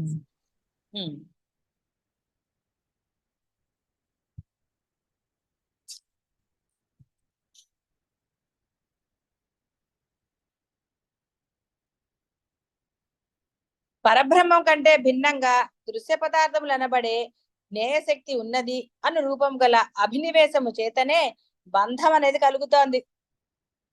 తత్వవేత్తలలో ఇటువంటి దృశ్యము ఆత్మకు వేరుగా ఉన్నది అను రూపంలో ఉండే అభినివేశం ఏమాత్రం కించిత్ కూడా ఉండటం లేదు. వారికి జ్ఞాన స్వరూపముకు పరమాత్మయే తనతో సహా సర్వ పదార్థ ఆకారములుగా సర్వ పదార్థ ధర్మములుగా భాషిస్తున్నట్లుగా అగుపిస్తుంది. కాబట్టి వాళ్ళకి వేరేగా బంధం అంటూ ఏమీ లేదు. బంధం కలిగించుకుంది మీరే కదా. బంధం కలిగించుకుంది ఎవరు? కలిగించుకోమని చెప్పారా? కానీ అన్ని చేశారు కదా. చేసి అప్పుడు లబోదిబో అంటే ఏం చేస్తారు ఎవరైనా? అంతే కదా. అదే పుట్టలో వేలు పెడితే కుట్టనా అన్నట్టుగా మరి నేను బంధం కల్పించుకుని మీరు చేస్తే ఎవరేం చేస్తారు? అందుకని ఏమన్నారు, ఒరే బంధాలు ఉంటాయిరా, ఆ బంధాల వెనకాల పరిగెత్తకు అన్నారు. ఎంత చేయాలో అంత చేస్తే చాలు. చిన్నపిల్లాడు ఉన్నాడు, వాడికి కొంచెం ఎప్పుడో 2 ఏళ్ళో 3 ఏళ్ళో నోట్లో పెడతారు, తర్వాత నేనే తింటా అంటాడు. రమ్మన్నారు మీరు తినమని మీరు చెప్పడం, మరి వాడు ఊరుకుంటాడా? నేనే తింటా నువ్వు పెట్టక్కర్లేదు అంటాడు. నాకు అన్ని తెలుసు అంటాడు. ఇంకొంచెం పెద్దాక నీకేం తెలియపోమ్మంటాడు. తను అయినా సరే వాళ్ళనే పట్టుకు వేలాడుతుంటారు కదా.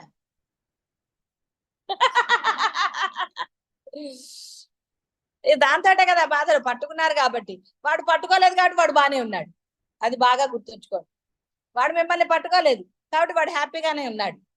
వాడి పనులు వాడు చేసుకున్నాడు, వాడు హాయిగానే ఉన్నాడు. అవునా కదా.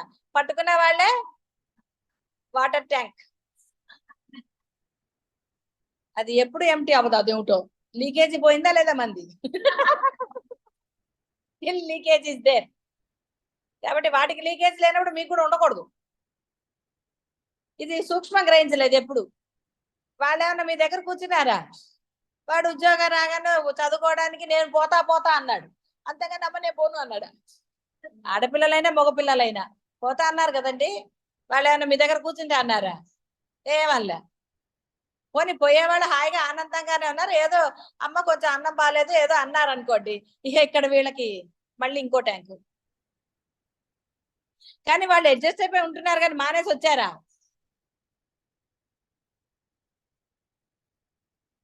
ఉన్నారు. వాళ్ళు శుభ్రంగానే ఉన్నారు, అడ్జస్ట్ అయ్యారు, హోటల్లో తింటారు, వండుకుంటారు, ఏదో చేస్తారు, ఏదో తిప్పలు పడతారు నాన్న. ఇక్కడ ఉన్న వీళ్ళు మటుకు ఏమీ మానేయలేదు, కాకపోతే డైలాగులు కొడుతూ ఉంటారు. ఫోన్ చేయగానే ఏరా నాన్న తిన్నావా, ఏం తిన్నావా ఈయన అనేసరికి వాళ్ళు తర్వాత 2 రోజుల నుంచి ఫోన్ చేయరు. ఒకసారే చేస్తారు. అమ్మా బిజీ. ఏదో ఇక వాళ్ళ నాన్న అట్లాంటివి మాట్లాడకపోతే తండ్రితో కాస్త మాట్లాడి కాస్త అమ్మకి చెప్పానన్నా నేను బిజీగా ఉన్నా అంటారు. వాడు వింటాడా రోజు మీరు చెప్పేది? ఇక్కడ వాడు అంటే ఇద్దరు అనుకోండి, అమ్మాయి అయినా అబ్బాయి అయినా. వాళ్ళే పెద్ద పట్టించుకోరు. ఎవరు పట్టించుకుంటారండి? మనం పట్టించుకున్న బయటికి వెళ్ళి ఉన్నప్పుడు. పెళ్ళి వెళ్ళాక టింగు మనకు వెళ్ళాక మళ్ళీ ఏమన్నా ఏడ్చారా? వంట రాకపోతే మటుకు ఏడ్చారా? అన్నే ఏం మేడం ఎట్లా అట్లా వండుకుని తిన్నారు, లేకపోతే మొగుడు చేత వండించుకున్నారు, ఏదో చేశారు. కానీ అమ్మాని పుట్టింటికి వెళ్ళారా? ఏం వెళ్ళలేదు. హాస్టల్లో ఉన్న వాళ్ళు వెళ్ళలేదు, ఎక్కడ ఉన్న వాళ్ళు వెళ్ళలేదు. మరి జరగలేదు. ఇప్పుడు మళ్ళీ ఆ దగ్గర ఇక్కడికి వచ్చేసరికి అయ్యో నాన్న కన్నా ఇక దాంతో వాడు అసలు ఇక బిజీ అంటాడు, ఏదో అంటాడు, అసలు మెసేజ్ పెడతాడు, ఏదో చేస్తాడు ఇంకా వాడు తప్పించుకోవడానికి. వాళ్ళేం మానేరు, ఏదో అంటారు కానీ శుభ్రంగా హోటల్కి వెళ్ళి తింటారు. పిజ్జా కాకపోతే బర్గర్ తింటారు. వాళ్ళకి ఏమి నచ్చినా అవి తింటారు. కడుపు నొప్పి వచ్చినప్పుడు మటుకు ఫోన్ చేస్తారు. కడుపు నొప్పి వచ్చిందమ్మా అంటారు, అంతే. అని మళ్ళీ మీరు ఏదైనా మొదలెట్టారు అనుకోండి, మీ మంది వేసుకున్నాక నీకు ఆపేసి అని ఫోన్ పెట్టేశారు. అంతేగాని మీరు చెప్పిన రెమెడీస్ అన్ని వింటారా? వాడు గూగుల్లో చూసుకుంటారు, ఫ్రెండ్స్ ఉంటారు, ఏదో చేస్తారు వాళ్ళు.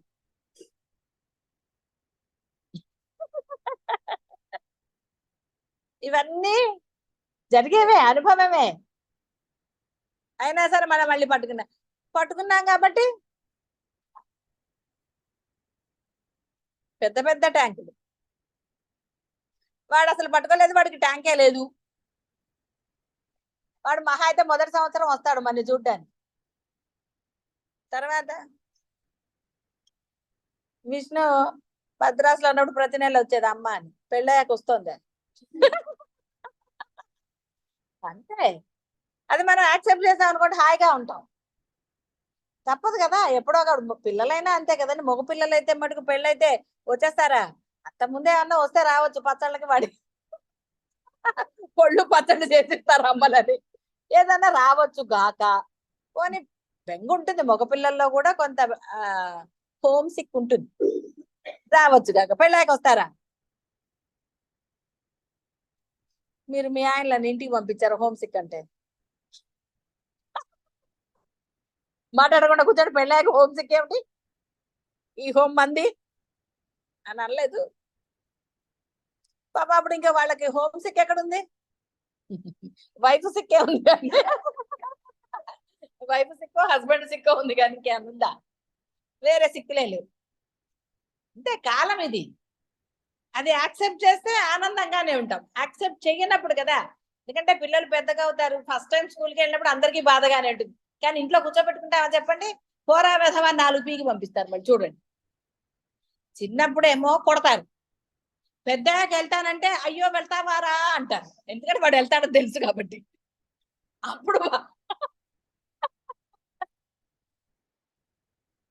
అప్పుడు వాడు ఎట్లాగే వెళ్తాడు, మీరు ఏడిస్తే మటుకు ఆగుతారా? నేను చదువుకోవాలి కదా అంటారు. ఏదో కొంచెం కాస్త సాఫ్ట్ నేచర్ అంటే, అదేంటమ్మా అలా కాదు, నేను వస్తూ ఉంటా కదా అని ఏదైనా మంచి వాళ్ళు. అదే ఇంకోళ్ళు అయితే, అమ్మ అనవసరంగా ఏడకు, చిన్నప్పుడు నన్ను కొట్టలేదా నువ్వు స్కూల్ పోమ్మని, ఎందుకు అనరా? మీ పిల్లలు అనలేదేమో, చూసావా బంధం. వేరే పిల్లలు ఎందుకన్నారు? అనేవాళ్ళు ఉంటారు. ఇప్పుడు జనరేషన్ అనరా? ఆ జనరేషన్ లో లేరా అనేవాళ్ళు? శుభ్రంగా ఉంటారు. మనకి తెలియకపోవచ్చు, ఏమో ఎవరి పిల్లలు ఉన్నారో మనకేం తెలుసు. అలా అంత మనం అదే చెప్తున్నాను, అలా అంతగా అనుకోకర్లేదు. ఎందుకంటే ఏదో ఒక రకంగా ఉంటుంది, సాఫ్ట్ నేచర్ ఉంటుంది, కొంచెం ఇది ఉంటుంది. వాళ్ళు సత్యమే పలికారు కదా, వాళ్ళు ఏమైనా అబద్ధం చెప్పారా? మీరు కొట్టడం నిజమే కదా. ఇప్పుడు వెళ్తాను అంటే అంటామేమో, అప్పుడు వెళ్ళకపోతే కొట్టావు అంటారు. నవ్వుతూ అయినా అనొచ్చు కదా. ఎలాగోలాగా ఇది జీవితం. అందరూ ఒకేలాగా ఉండరు, అందరి జీవితాలు ఒకలాగా ఉండవు. అందరూ పట్టుకుంటారా? నేనేం పట్టుకోలేదు, అప్పుడు పట్టుకోలేదు, ఇప్పుడు పట్టుకోలేదు. నేను హాస్టల్కి వెళ్ళినప్పుడు మటుకు ఏడ్చేదాన్ని.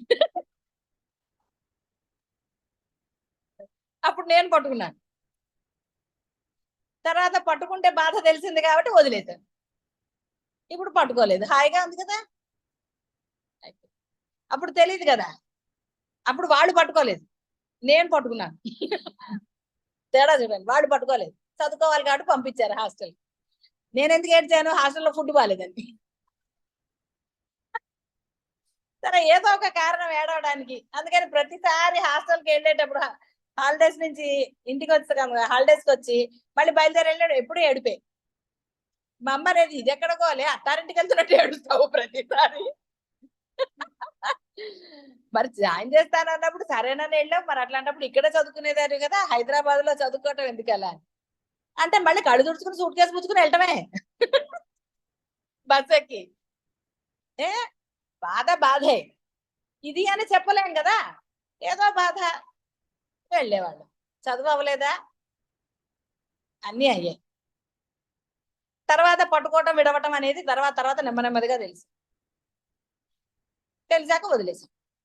అప్పటి వరకు పట్టుకునే కదా ఉంది, పట్టుకున్నంతసేపు ఏది పట్టుకున్నా అంతే కదా. కాబట్టి సర్వ పదార్థ ధర్మాలుగా భాషిస్తోంది బంధము. బంధం లేకపోతే, బంధం పట్ల కూడా మనము ధర్మంగాను ఆనందంగాను ఉండగలుగుతాం. బంధం పట్ల మీరు అభిప్రాయంతో ఉన్నప్పుడు ఆనందం రాదు, పైపచ్చు బాధ, దాన్ని ట్రాన్స్ఫర్ చేస్తారు. అదే నిలకడగా ఉన్నారనుకోండి, మీరు ధైర్యం చెప్పగలుగుతారు, పిల్లలకి ఎలా ముందుకు వెళ్ళాలో చెప్పగలుగుతారు, ఏం చెయ్యాలో చెప్పగలుగుతారు. మీరు బాధలోనే ఉంటే పిల్లలకి ఎలా చెప్తారు? చెప్పలేరు. ధైర్యంగా చెప్పగలరా, లేచి రోజు పూజ చేసుకోరా అని? మీరే బాధలో ఉంటే వాడికి ఏం చెప్తారు? అందుకని తల్లి గాని తండ్రి గాని ఎవరైనా సరే అవతల వాళ్ళకి ఎలా ధైర్యం చెప్పాలి? ఒకవేళ వాళ్ళకి ఏదన్నా ఏం భయం అక్కర్లేదురా, నన్ను రక్షించిన పరమాత్మ ఉన్నాడు, నిన్ను రక్షిస్తాడురా వాడు, కాబట్టి రోజు ఇది చదువురా. వాళ్ళకి తెలియదు అప్పుడు, కానీ మనం అడగవలసింది అదే, చేస్తున్నావా? తప్పకుండా అవుతుంది. ఇప్పుడు మనం పెద్దగా అయ్యారని వదిలేస్తున్నాను అన్నారు. పెద్దగా అయినా కూడా ప్రతిసారి అంటే సందర్భాన్ని కల్పించుకుంటూ వాళ్ళకి చెప్తే దాని యొక్క పవర్ అర్థం అవుతుంది. మనమే వాళ్ళని విసిగించి చెప్పటమో గాని ఇంకో రకంగా చెప్పక్కర్లేదు. కానీ కాదురా, నీకు అప్పుడు జరిగింది కదా, మరలా చేసుకుంటే నువ్వు ఇందులోంచి గట్టెక్కుతావు కదా, మరి ఎందుకు దాన్ని నిర్లక్ష్యం చేస్తున్నావు? టైం లేదంటున్నావు, పొద్దున్న లేకపోతే సాయంత్రం చేయరా, ఎప్పుడైతే ఏమిటి, నీ భవిష్యత్తుకు సంబంధించింది ఈ స్ఫురణ మనకు వస్తుంది. అదే చెప్తున్నా, అది చెప్పటం అంటే ఒక్కసారి అని కాదు, మళ్ళీ ఓ 10 రోజులు ఆగి మళ్ళీ చెప్పచ్చు, నష్టమేం లేదు. ఇంకా వాళ్ళు అంటే ఒకవేళ చెప్పాను కదా, సామ భేద దాన దండోపాయం ఇప్పుడు పనికిరాదు. ఎందుకంటే పెద్దగా ఉద్యోగాలు చేస్తున్నారు కాబట్టి దండోపాయం పనికిరాదు. కాబట్టి ఒక 3 సార్లు అనేది ఎందుకు చెప్తారు అంటే దానికో శాస్త్రీయ కారణాలు ఉంటాయి వెనకాల. కాబట్టి రోజు చెప్పమని నేను చెప్పను. మనము సందర్భానుసారంగా ఆ దైవ శక్తిని వాడిని చేసుకోమని ప్రతిసారి చెప్పక్కర్లే. ఈ దైవ శక్తిని వాళ్ళకి పరిచయం చేయొచ్చు. వాళ్ళు చేసినప్పుడు అలా అయిందిరా ఇలా అనుకుంటూ, మరి నీకు అయింది కదా అన్నట్టుగా సూచన ప్రాయంగానంటే ఏదో ఒక రకంగా ధైర్యం చెప్పగలగాలి మనం. నువ్వు అది చేయి, మిగతాదంతా అదే సర్దుకుంటుంది. ఇలా అంటే ఒకటే మూసపోసినట్టు అని చెప్పట్లేదు, మనకి ఆ స్ఫురణ వస్తుంది. మీరు నామస్మరణ చేసుకుని పిల్లాడితో మాట్లాడుతున్నారు అనుకోండి, స్ఫురణ వస్తుంది. ఎందుకంటే ఎప్పుడు ఒకే రకంగా చెప్తే వాళ్ళు ఊరుకుంటారా? వాళ్ళు ఏదో ఒకటి అంటారు. ఇప్పుడు 100సారి చెప్పామంటారు వాళ్ళు. కాబట్టి ఏదో ఒకటి ఉంది. అలాగా పిల్లలు అన్న తర్వాత వాళ్ళు ఉంటారు. కాబట్టి మరి పిల్లల భవిష్యత్తు బాగుండాలనే కదా మనం వాళ్ళని బయటికి పంపించడమో ఏదైనా చెయ్యటమో ఎందుకు చేస్తున్నాం? అది వాళ్ళ భవిష్యత్తు. ఎందుకంటే ఇంకా మనకు భవిష్యత్తు ఏముంది? ఏమన్నా ఉందా? నీకుంది, నువ్వు మళ్ళీ ఏం లేదనుకో, మీ ఆయన మొత్తుకుంటాడు భవిష్యత్తు లేదన్నాడు, నువ్వు అంటానికి లేదు.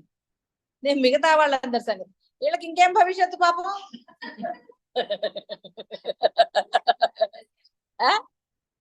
అంతే మరి, భవిష్యత్తు ఏముంది మీకు? ఇంకా ఏమన్నా ఉందా? ఏమీ లేదు. నువ్వు అలా అన్నా అంటే ఆ పిల్లాడు ఏమవుతాడు? ఇప్పుడు 2వ రోజు ఫ్లైట్ ఎక్కి రాగల అనవాకు, నువ్వు అలాగా, నీకు ఉంది భవిష్యత్తు, ఇంకా ఎంతో ఉంది కదా.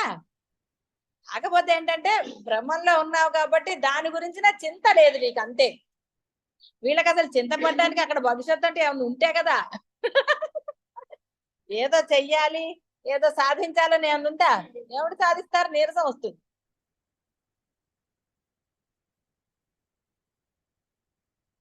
కాబట్టి వీళ్ళకి లేదు భవిష్యత్తు, వీళ్ళకు ఉన్నది వర్తమానమే.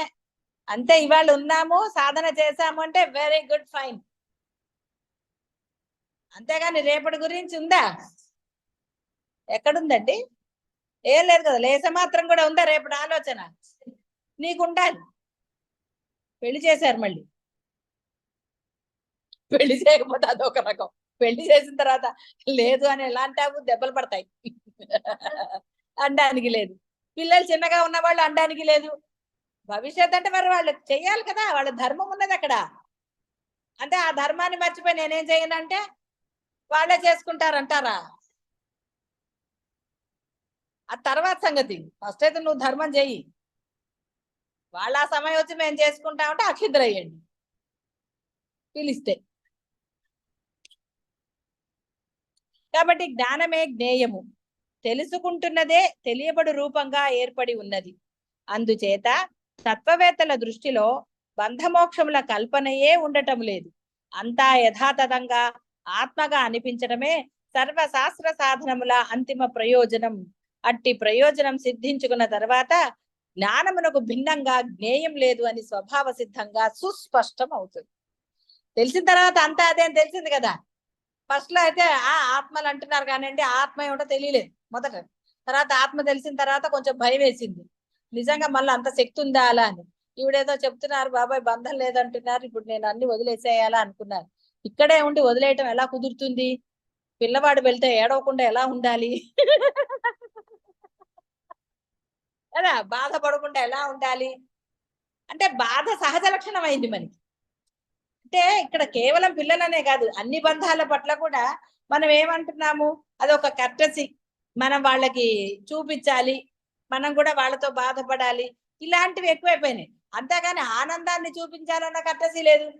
అదే వాళ్ళు ఏదో ఆనందంగా చెప్పారంట, ఆహా చాలా సంతోషం లేండి అని అసలు వదులుకుంటారు.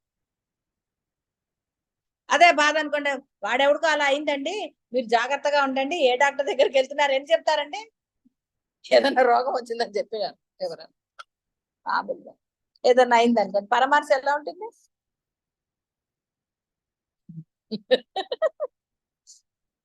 వాళ్ళు ఎవరో చెప్పారట, ఇది నిజంగానే ఆ అమ్మాయి మొత్తుకుంది నాకు ఫోన్ చేసి, ఇట్లా చెప్తారా అండి అని. సరే ఏదో వచ్చింది ఆయన. సరే ఇక తెలుస్తుంది, కొంతమందికి ఫోన్ చేసి జాగ్రత్త అండి, అలా వచ్చి మొన్న వాళ్ళు ఎవరో పోయారు, మీరు జాగ్రత్త అండి అని రోగం వచ్చినాడిగా చెప్పింది. వాళ్ళు అనవసరంగా ఇన్ని లక్షలు ఖర్చు పెట్టారు, అయినా ఆయన బతకలేదు, జాగ్రత్త అండి మీరు అంది. మీకు డబ్బులునే పర్వాలేదు అనుకోండి, కానీ ఎందుకైనా మంచిది జాగ్రత్తగా ఉండండి, డాక్టర్లను చూసుకుంటారు. అప్పుడు వాళ్ళు ఆవిడ ఫోన్ చేసి, ఏమండి ఎవరన్నా ఇలా చెప్తారండి, పోయారని చెప్పి డైరెక్ట్ గా వాళ్ళకి చెప్తారా? అదా పరమార్శ అంటే అని. ఉంటారు అలాంటి వాళ్ళు కూడా, ఉండరా? నాకు తెలిసి వాడు ముందే పోతాడు. ఒక ఆయన పోయాడు, వాళ్ళందరూ వచ్చారు. ఒక ఆవిడ నోరు మూసి కూర్చోవచ్చుగా, ఎవరు నాకు తెలుసు ముందే పోతాడని, ఆ రోగం వచ్చిన వాళ్ళు ఏం బతకరు అని.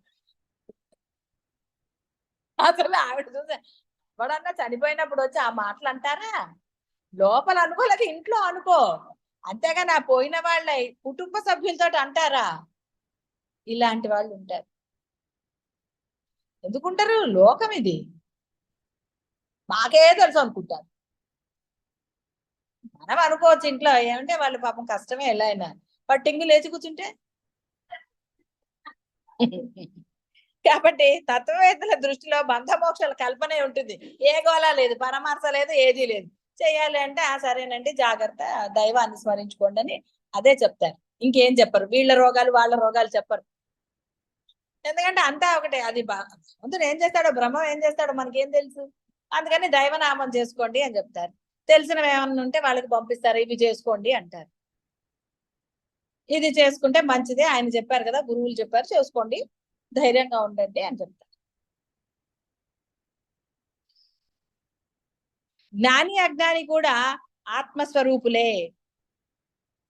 జ్ఞాన అజ్ఞానములు ఆత్మ యొక్క లీలా వినోదం మాత్రమే. దృశ్యము, ఆ దృశ్యమును దర్శిస్తున్న అహం ప్రత్యయము, ఆ అహం ప్రత్యయమునకు సాక్షి అయినట్టి ఆత్మ, ఈ మూడు వేరు కాదు. ఆత్మయే అహం స్వరూపమై వెళ్లి విరుస్తోంది. అహం ప్రత్యయమే దృశ్యంగా తనను తాను విస్తరింపజేసుకొని ఆస్వాదిస్తోంది అనునదే అద్వైత సిద్ధి.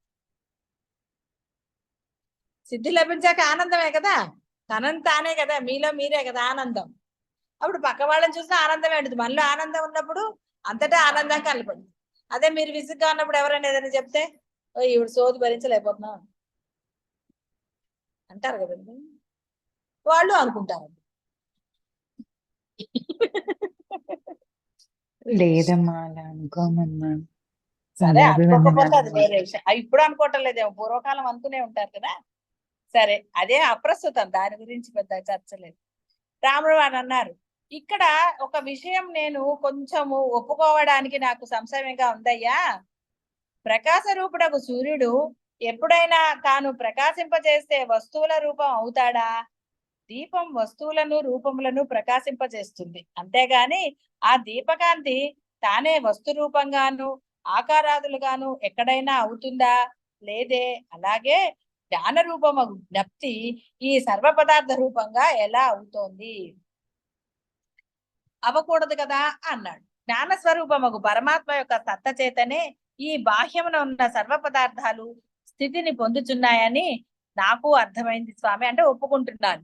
అయితే తెలుసుకొను తత్వస్వరూపముగు జ్ఞానమే తెలియబడే ఇదం సర్వరూపముగా, అంటే స్వరూపముగు జ్ఞేయము దృశ్యముగా అగుచున్నదని ఎలా యుక్తియుక్తము? చూచే నేను, చూడబడే దృశ్యము అత్యంత నిర్దుష్టంగా వేరువేరుగా వెలియుచు సిద్ధించుచుండగా నేనే బాహ్య పదార్థ రూపుడనై ఉన్నాను అని ద్రష్టయే దృశ్య రూపుడు కూడా అనే సిద్ధాంతం ఈ వర్తమాన అనుభవం దృష్ట్యా ఎలా పొసుగు అంటే ద్రష్టయే దృశ్య రూపుడుగా మూడు ఒకటే అని చెప్పారు కాబట్టి అది ఎలా మళ్ళీ అని మళ్ళీ కొంచెం సంశయం వచ్చింది అతను. రామచంద్ర శుద్ధ జ్ఞాన స్వరూపముకు పరమాత్మ సత్త చేతనే ఈ సర్వదృశ్య వస్తువులు సత్తా పొందుచున్నప్పటికీ జ్ఞాన స్వరూపముకు ద్రష్ట వేరు, జ్ఞేయ స్వరూపముకు దృశ్యం వేరు. ద్రష్ట దృశ్య రూపుడు కాజాలడు, ప్రత్యక్ష అనుభవమే ఇందుకు తార్కాణం అని నీవు అంటున్నావు కదా. అయితే అసలు పిల్లలే లేరు అంటుంటే రెండవ పిల్లవాడు ఎక్కడి నుంచి వచ్చాడు అనే ప్రశ్నలో అంటే మనం ముందు చెప్పుకున్నట్టుగా కుందేలుకి కొమ్ములు ఉన్నాయి, ఆ కొమ్ములు ఇలా ఎందుకున్నాయి అనే అసందర్భపు దానిలాగా ఉంటుంది. కాబట్టి ప్రశ్న మొదలే శూన్యం. ఆకాశం మొదలైన ఈ సర్వ బాహ్య పదార్థాలు అగుపిస్తున్నాయే అవన్నీ కారణ శూన్యములు. సర్వదా ఆత్మ ఒక్కటే అంతటా ఉండి ఉండగా ఎక్కడి నుంచి వస్తాయి? అందుచేత ఇవన్నీ కూడా ఆ యొక్క మన కుందేటి కొమ్ముల వలె లేనివే. ఇహ ఇవి ఘనీభూత సత్యంగా భాషిస్తున్నాయి కదా అంటావా?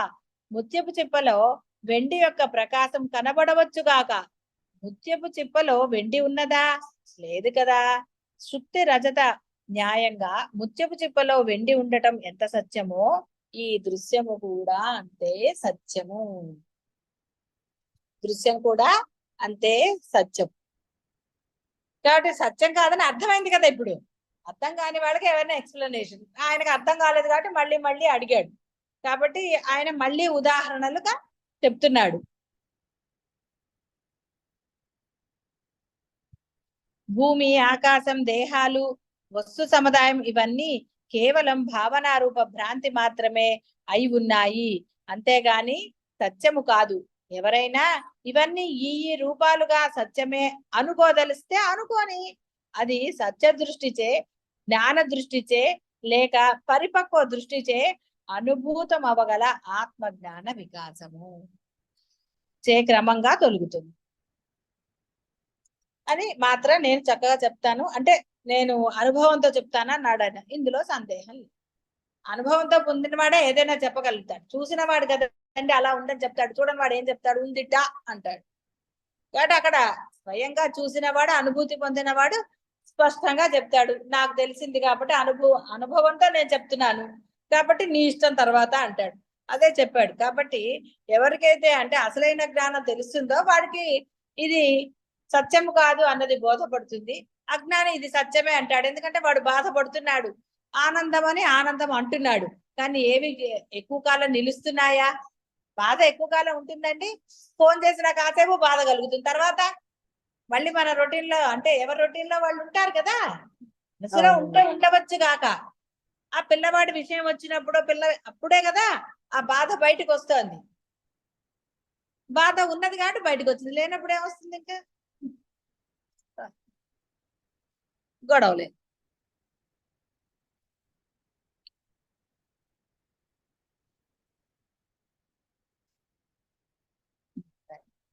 మహర్షి జీవన్ముక్తులు కార్యకారణ తత్వవేత్తలకు మీ దృష్టిలో ఈ దృశ్యమంతా కూడా ఏంటది మన చెప్పింది ఇందాక కుందేలు దానిలాగా, ముచ్చపు చిప్పలో వెండిలాగా అసత్యమే అయి ఉండవచ్చు గాక.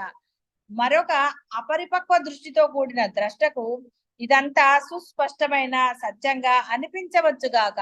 ఏది ఎలా అయితేనే ఈ దృశ్యము దుఃఖమును మాత్రం కలగ చేస్తోంది కదా. స్వప్నము సత్యమా అసత్యమా అనున్నది వేరే విషయం, ముందు దుఃఖాన్ని కలగజేస్తోంది కదా. అలాగే జగద్భ్రాంతి కూడా అనేక దుఃఖాలను కలగజేస్తోంది. ఇది సత్యమనండి అసత్యమనండి, ముందుగా ఈ దుఃఖాలకు నివారణోపాయం ఏమిటి అది చెప్పమని నా ప్రార్థన. ఈ జగద్భ్రాంతి ఏడుపు ఎలా ఆగాలంటే అది తెలుసు కదా మీ అందరికి బాగా. మీకు చెప్పడం ఎందుకు? ఏడుపు ఎందుకు వస్తుందో తెలుసు, అది చేయకపోతే రాదు, అంతే కదా. బురదలో కాలేస్తే బురద అంటుతుంది, వేయకపోతే అంతే కదా. వాడు వెళ్ళటం నాకు బాధ అంటే ఎప్పుడు బాధే. వాడు బాగుపడ్డానికి వాడి యొక్క భవిష్యత్తును మనమే కదా బాగు చేయాలి, ఇది నా ధర్మం కదా అనుకున్నప్పుడు బాధ కలుగుతుందా కదా. వాడు వెళ్ళటం అనేది వాడి యొక్క భవిష్యత్తు. కాబట్టి ధర్మం నాది, తల్లిదండ్రులుగా ఇది నా ధర్మం. వాడు మొండి పట్టు పట్టనివ్వండి, ఏదైనా సరే వాడి యొక్క భవిష్యత్తు వాడు అందులో నిర్ణయించుకున్నాడు. కాదు అనడానికి నేనెవరిని? ఎందుకంటే వాడి భవిష్యత్తుని ఆపే హక్కు నాకెక్కడిది? నా ధర్మం ఇది. ఇక్కడ హక్కును బాధ్యతలు అన్నప్పుడు వేరు వస్తుంది. ఇది నా ధర్మము అన్నప్పుడు బాధ కలుగుతుందండి. ధర్మానికి ఎప్పుడు బాధ గుర్తుపెట్టు. ఎక్కడో ఉంటున్నాడు, సరిగ్గా తినడు కాదు కాబట్టి శరీర ధర్మం వల్ల అప్పుడప్పుడు వాడికి ఒంట్లో బాగుండకపోవచ్చు గాక అని అనుకున్నప్పుడు ధర్మంగా వాడికి ఏం చెయ్యాలి? ఎవరే ఇదిరా నివారణోపాయం అని మీరు చెప్పగలరు. అందుకే చెప్పాను నిన్ను వెళ్ళొద్దని, ఇక్కడే ఉండమని చెప్పాను అన్నారు అనుకోండి.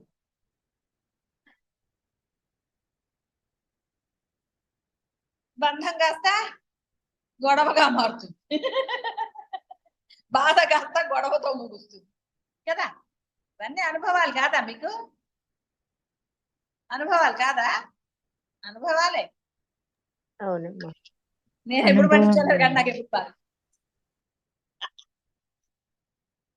నేను ఎప్పుడు పట్టించుకోలేదు. అవును వస్తాయి వీళ్ళు అంటే చదివావా లేదా? చదవలేదు కాబట్టి వచ్చింది అనేదాన్ని. అది ఇవాళ నేను చదివా వచ్చిందని, అయితే సరిగ్గా చదవలేదేమో అనేదాన్ని. సరే అయితే నాకు చెప్పకుండా నువ్వేదో తిన్నావే అంటాను. నువ్వు అన్నిటికీ ఏదో లింక్ పెడతావు. అవునే మరి కడుపు నొప్పి వచ్చిందని నువ్వే చెప్పావు కదా. ఒకటి భగవంతుడిది, అది కాదన్నావు కదా, అంటే నువ్వేదో తిన్నావు. ఏది తినద్దంటాను, నువ్వు అది తిన్నావు కాబట్టి నొప్పి వచ్చింది అంటాను. ఏదో ఒకటి అంటావమ్మా. అవును మరి నువ్వు చెప్పావు కదా, అయితే నీకు చెప్పనంత చెప్పకైతే అని. వాళ్ళు చెప్పకుండా ఉంటారా? వాళ్ళు చెప్తారు. మరి అప్పుడు జిందా తెలిసిపోతుంది ఉంది కదా, ఎందుకు వేసుకోలేదు అంటారు.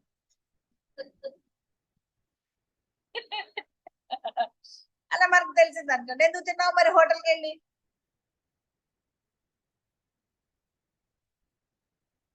తర్వాత వాళ్ళే తెలుసుకుంటారు. కానీ తెలుసుకుంటారో లేదో మనకెందుకు? మనం చెప్పగలిగే ఉన్నప్పుడు మనం ధైర్యంగా చెప్పటమే. ఏదన్నా కానీ మనం ధైర్యంగా ఉండాలి. ధైర్యంగా ఉంటే ఏదైనా చెప్పగలుగుతాం.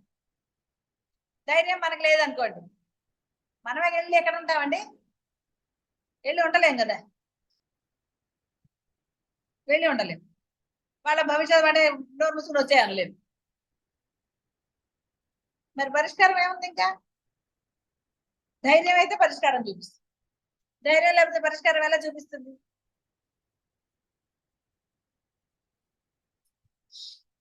అర్థమైంది కదా? అర్థమైందమ్మా. ఆయనకు మళ్ళీ నవ్వొచ్చింది. భలే చమత్కారంగా ప్రశ్నించావు. ఎప్పుడైతే ఈ జగత్తు స్థితి స్వప్నం వంటిదని నీవు ఒప్పుకుంటావో ఇక ఆపై ఏమిటయ్యా చెప్పాలి అని. ఒక పక్క ఒప్పుకుంటూనే ఉన్నావుగా, మళ్ళీ ప్రశ్న ఎందుకు? ఇంకా ఉన్నది బ్రహ్మం అని ఒప్పుకున్న తర్వాత మళ్ళీ నేను అంటే నాకు బాధ ఉంది అంటే, నువ్వు బ్రహ్మం అని ఒప్పుకున్నావు కదా, ఉన్నదంతా బ్రహ్మమే, నీవు బ్రహ్మమే, మరి బ్రహ్మకు బాధ ఉందా? మరి నువ్వు బాధపడితే నువ్వెవరు? పిల్లి ఎలక. నేను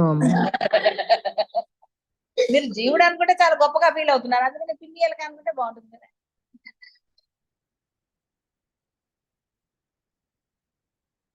మరి బాధ ఎక్కడి నుంచి వచ్చింది ఇప్పుడు? మరి మీరు బ్రహ్మం అయినప్పుడు ధైర్యం ఉండాలి కదా. వాడు బ్రహ్మమే, వాడిలో ఉన్న బ్రహ్మం వాడిని రక్షించడా? రక్షించలేదా? ఎన్నోసార్లు? 3 సార్లు. మీరు దగ్గరున్నా రక్షించగలరా? ఆ సత్యం తెలుసు కదా మీ అందరికి. ఇంకా తెలిసిన తర్వాత ఎందుకంటే వాళ్ళు దూరంగా ఉన్నారు లేకపోతే ఇంకోటి ఉన్నారన్న ఏదో ఎందుకు మనకి? దేనికంటే బాధ అన్ని తెచ్చుకోవడం ఎందుకని? ఎందుకు అంటే తల్లి ధర్మం కాదది. బాధపడటం తల్లి ధర్మం కాదండి. తండ్రి ధర్మం బాధపడటం కాదు. ధైర్యం చెప్పడం తల్లి ధర్మం, తండ్రి ధర్మం. వాడు ఎలాంటి పరిస్థితిలో ఉన్నా వాడికి ధైర్యం చెప్పడమే తల్లిదండ్రులది. వాడికి చెడు చెప్పకూడదు, ధైర్యం మాత్రమే చెప్పాలి.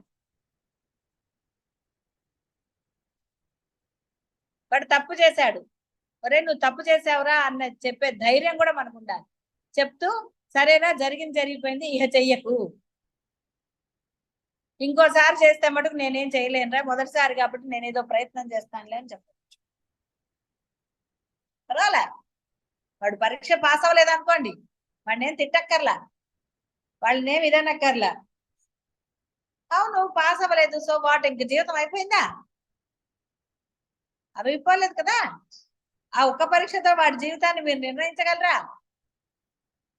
పర్వాలేదు లేరా, నువ్వు చదివావో చదవలేదో నీకు తెలుసు, నేను చెప్పక్కర్లేదు, పిల్లవాడికి తెలీదా?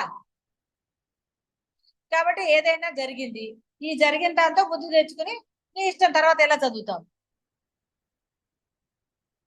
అన్నారనుకోండి, వాళ్ళలో పరివర్తన వస్తుంది. అలా కాకుండా వాడిని